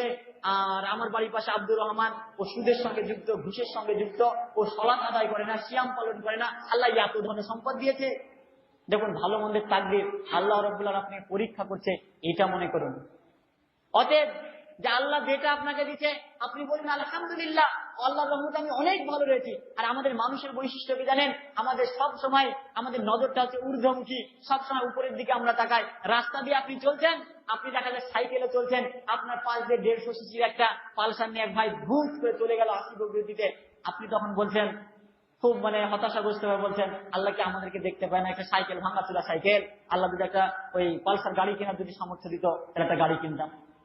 আপনাকে বলছি দেখুন, আপনি কেন পালসার আল্লাহ গাড়ির দিকে তাকালেন? আপনি আপনার আরেকটা পাশে তাকিয়ে দেখুন, একজন অন্ধ ব্যক্তি, একজন ল্যাংড়া খোলা, সে ব্যক্তি সাইকেল চালানোর পরিস্থিতি নাই, সে খুঁড়িয়ে খুঁড়িয়ে হাঁটছে। তো আপনি তার দিকে তাকিয়ে বলুন আলহামদুলিল্লাহ, ওই ব্যক্তিকে আল্লাহকে অনেক ভালো রেখেছে। তাহলে ভালো মন্দের তাকদীরের প্রতি আপনার বিশ্বাস নাই। এইরকম যদি আপনার ভালো মন্দের প্রতি তাকদীরের বিশ্বাস না থাকে, তাহলে আমরা ইমানদার ব্যক্তি হতে পারবো না। অতএব ইমান এমন একটা বিষয় রয়েছে, এই 6টা বিষয়কে যেটা বলছিলাম যে সর্বপ্রথম আল্লাহর প্রতি বিশ্বাস, ফেরেশতাগণের প্রতি বিশ্বাস, কিতাব সমূহের প্রতি বিশ্বাস, আল্লাহ রাসূলের প্রতি বিশ্বাস, আখিরাতের প্রতি বিশ্বাস এবং ভালো মন্দের তাকদীরের প্রতি বিশ্বাস। এই 6টা বিশ্বাস যদি আপনার মধ্যে না থাকে, কোন বিষয় যদি খামতি থেকে থাকে, তাহলে আপনি পরিপূর্ণভাবে ইমানদার ব্যক্তি হতে পারলেন না। আর পরিপূর্ণভাবে যদি ইমানদার ব্যক্তি না হতে পারেন, তাহলে আপনি মুসলিম দাবি করতে পারেন না। ইমান কেমন বিষয় আপনাকে বোঝায়, একটু উদাহরণ দিই। দেখা যাচ্ছে মাছ ধরে জেলে, চিনেন তো? দেখা যায় জেলে মাছ ধরছে নৌকাতে করে, একটা বাঁশের একটা দেখা যাচ্ছে একটা ঝাঁকা রয়েছে, মাছ ধরে আর ওই ঝাঁকাতে রাখে, ঝাঁকাটা কিন্তু পানিতে থাকে, মাছগুলো যাতে তাজা থাকে। তো সারাদিন মাছ ধরলো, সন্ধ্যাবেলায় বাড়ি ফিরবে, সে দেখা যাচ্ছে সন্ধ্যাবেলায় যখন ওই ঝাঁকাটা তুলতে গেল, দেখতে একটা মাছও নাই ঝাঁকাতে। তো ঝাঁকাটা পানি থেকে যখন তুলে দেখলো যে ঝাঁকাটার মধ্যে ফুটো ছিল, তো ফুটো দিয়ে তার বুঝতে পারলো, ফুটো দিয়ে সব মাছগুলো আবার পানিতে চলে গেছে। তাহলে যদি আমাদের ইমানের মধ্যে ছিদ্র থেকে থাকে, যদি ইমানের মধ্যে একটু যদি ভুল থেকে থাকে, তাহলে আমরা ইমানদার ব্যক্তি নয়, আমাদের কোনো ইবাদত কবুল হবে না, নিজেকে মুসলিম দাবি করতে পারবো না। অতএব আগে ইমান আনুন, ইমানটাকে সুন্দর করুন, ইমানটাকে যাচাই বাছাই করুন, পরিপূর্ণভাবে ইমান নিয়ে আসুন, ইনশাল্লাহ তারপরে ইবাদত করুন, ইনশাল্লাহ কবুল হবে। বেশি ইবাদত করার দরকার নাই। আল্লাহ রাব্বুল আলামিন আপনার জন্য 17 রাকাত ফরজ সালাত আদায় করার কথা বলেছেন। ফজরে 2 রাকাত, জোহরে 4 রাকাত, আসরে 4 রাকাত, মাগরিবে 3 রাকাত, এশায় 4 রাকাত, এই 17 রাকাত সালাত আপনার জন্য ফরজ করেছেন। এই 17 রাকাত সালাত আপনাকে আদায় করতেই হবে। আর যেটা বিষয় হচ্ছে রাসূল সাল্লাল্লাহু আলাইহি ওয়াসাল্লাম 12 রাকাত সুন্নাতের কথা বলেছেন। ওই 12 রাকাত সুন্নাত হচ্ছে কেউ যদি কোনো মুসলিম উম্মাহ যদি আদায় করে, রাসূল সাল্লাল্লাহু আলাইহি ওয়াসাল্লাম বলছেন যে ওই ব্যক্তির জন্য জান্নাতের মধ্যে একটা ঘর নির্মাণ করা হয়, যেটা সুন্নাতে মুআক্কাদা বলা হয়। খুব গুরুত্ব রয়েছে। আমরা ওই 12 রাকাত সুন্নাত তো ইবাদত করা আমল করার চেষ্টা করব। অর্থাৎ 17 + 12 29 রাকাত এই সালাত, এবং তার সঙ্গে এশার বেতের সালাত রয়েছে 1, 3, 5, 7, 9 এরকম ভাবে আপনি সালাত আদায় করতে পারেন। অর্থাৎ বেতের সালাত 1 রাকাত আদায় করতে পারেন, 3 রাকাত আদায় করতে পারেন, 5 রাকাত আদায় করতে পারেন, 7 রাকাত আদায় করতে পারেন, 9 রাকাত পর্যন্ত বেতের সালাত আদায় করতে পারেন। আপনার যেটা সুবিধা হবে আপনি সেটা আদায় করুন। তাহলে এইভাবে আপনি 30 সাপোজ মনে করেন 1 রাকাত বেতের সালাত, 30 রাকাত সালাত যদি আপনি আদায় করেন, তাহলে আপনার ফরজ সালাতের হক আদায় হয়ে গেল। রমজান মাসের পূর্ণ রমজান মাস সিয়াম পালন করুন, সারা বছর আপনাকে 11 মাস সিয়াম পালন করতে হবে না, তাহলে আপনার ফরজ সিয়াম হয়ে গেল। আপনি ইমানের প্রত্যেকটা 6টা রুকনকে আপনি ভালোভাবে বিশ্বাস করুন, 6টা রুকন সম্পর্কে আপনি যাচাই বাছাই করুন, নিজের জীবনে বাস্তবায়ন করার চেষ্টা করুন, অন্তরে বিশ্বাস স্থাপন করুন, মুখে স্বীকার করুন। তাহলে আপনি সাধারণ মানুষ হিসেবে এই 3টে বিষয় যদি আমাদের জন্য হয়ে যায়, তাহলে আমরা নিজেকে মুসলিম হিসাবে দাবি করতে পারবো। আর আমাদের আল্লাহ রাব্বুল আলামিন অবশ্যই ক্ষমা করবেন, আর আমাদের জায়গা হবে জাহান্নাম, এই জান্নাত।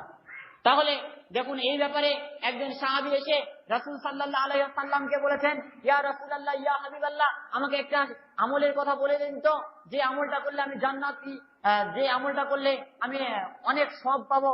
তখন সেই সাহাবীকে রাসূল সাল্লাল্লাহু আলাইহি ওয়াসাল্লাম বলছেন, তুমি যদি ফরজ সালাত আদায় করো, ফরজ সিয়াম পালন করো, টাকা থাকলে হজ করো এবং যাকাত দাও, তাহলে তুমি অনেক লাভবান হয়ে গেলে। তো সেই সাহাবী বলছে, আল্লাহর কসম করে বলছি আমি এর চেয়ে কমও করবো না, এর চাইতে বেশিও করবো না। আমি আল্লাহর কসম করে বলছি আমি এর চাইতে বেশিও করবো না, কমও করবো না। এই বলছে আর চলে যাচ্ছে।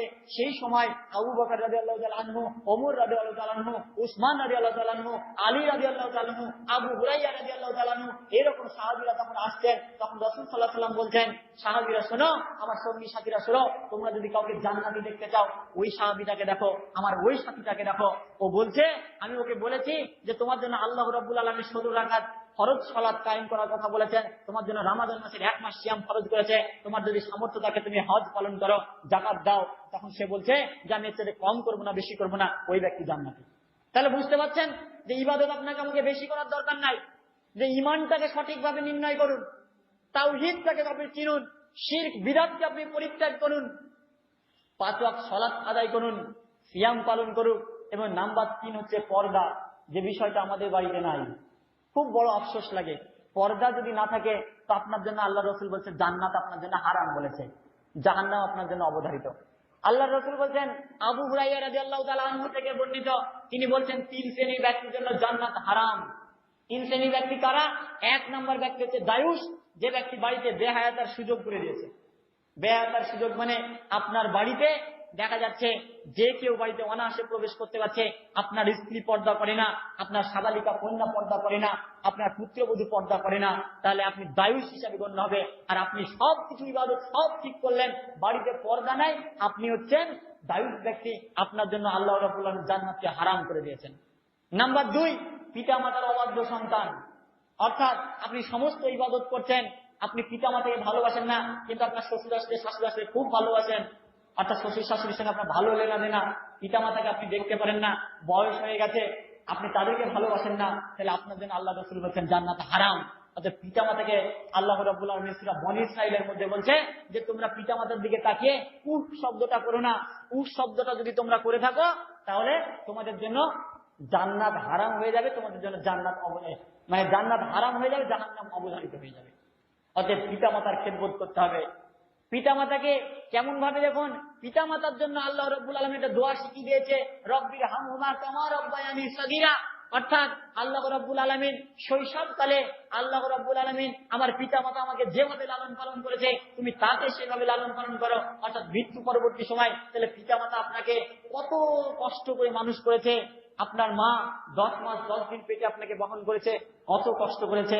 আপনার বয়স যখন 6 মাস পেটের মধ্যে, আপনার মা ঠিকঠাক ভাবে খেতে পারেনি, শীতের রাত্রেবেলা আপনি প্রস্রাব করে দিয়েছেন, আপনার মা ডান কাত থেকে বাম কাতে রেখেছে, সমগ্র গায়ের কাপড়টা ভিজে গিয়েছে, তবু আপনাকে বুকের উপর থেকে নামায়নি, আপনাকে এত ভালোবেসেছেন।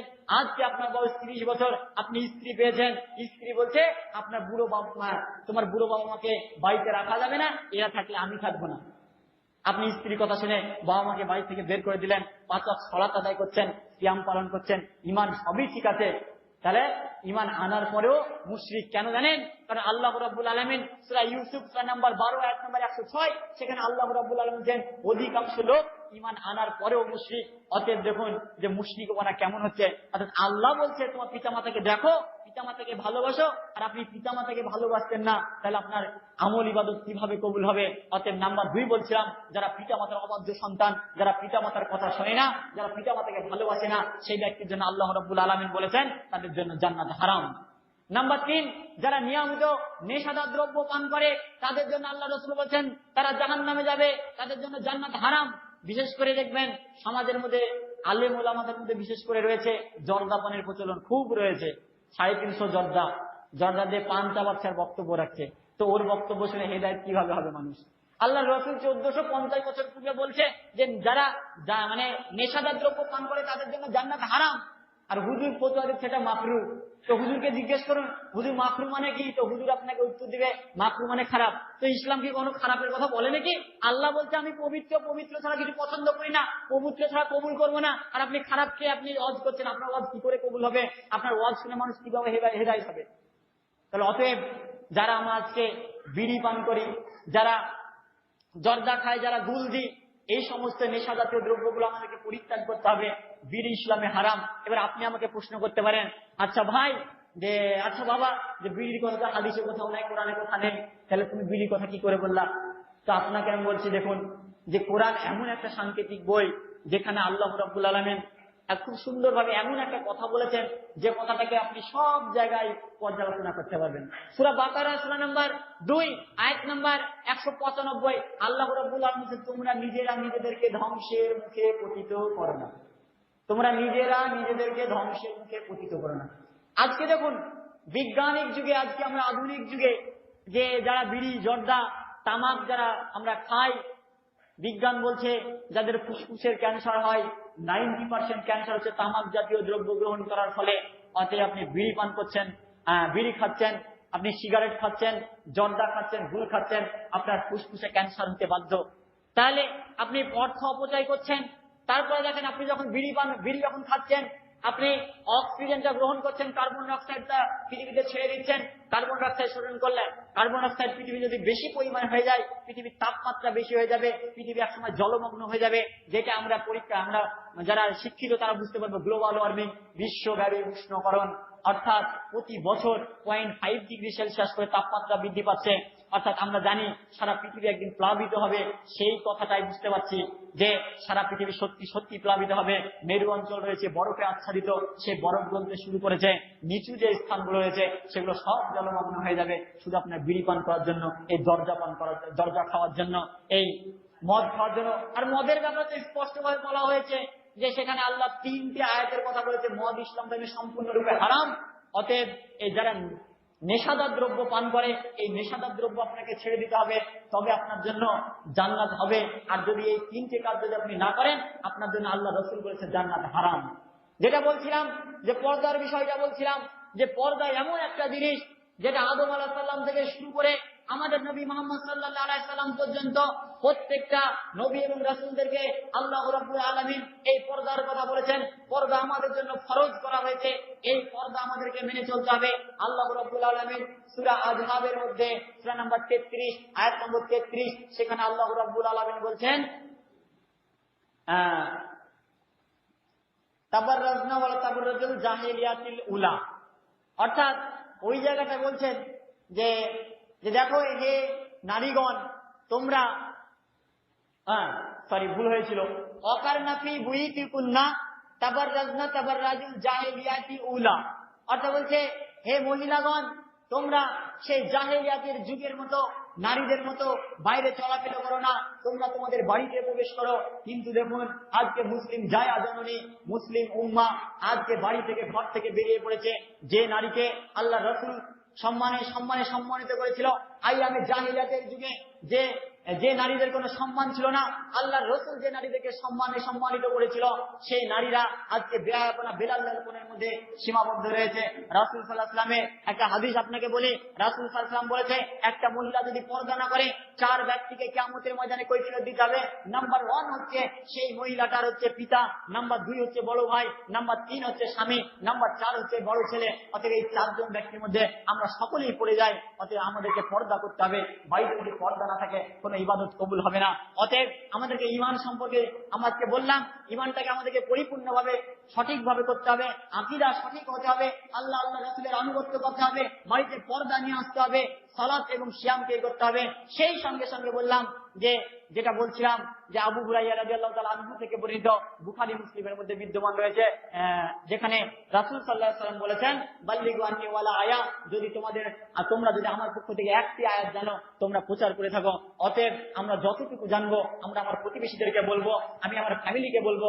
এইভাবে আমরা আমাদের ফ্যামিলিকে তৈরি করবো, ইসলামিক লেভেলে তৈরি করবো। কারণ আল্লাহ রাব্বুল আলামিন সর্বশেষ একটা আয়াত বলি আপনাদেরকে, সেখানে কোরআনের মধ্যে আল্লাহ রাব্বুল আলামিন বলছেন ইয়া আইয়ুহাল্লাযীনা আমানু কু আনফুসাকুম ওয়া আহলিকুম নারা, হে ঈমানদারগণ তোমরা নিজে বাঁচো, তোমার নিজের আহল পরিবারকে বাঁচাও। অতএব আপনাকে বলতে চাইছি আল্লাহ রাব্বুল আলামিন আপনাকে সমাজ সংস্কার করতে বলেনি, সমাজকে পরিবর্তন করার কথা বলেননি, কিন্তু আপনি হচ্ছেন আপনার ফ্যামিলির জিম্মেদার, আপনি হচ্ছেন আপনার ফ্যামিলির প্রাইম মিনিস্টার। অতএব আপনাকে আপনার ফ্যামিলিকে পরিবর্তন করতে হবে, আপনার স্ত্রী কন্যা পুত্র সকলকে সালাত আদায় করতে হবে, সকলের কাছে পর্দা থাকতে হবে। পর্দাবিহীন নারী আর লবণ ছাড়া তরকারি একই রকম জিনিস, শেখ সাদি রহমতুল্লাহ আলাইহি বলছেন এই কথাটা।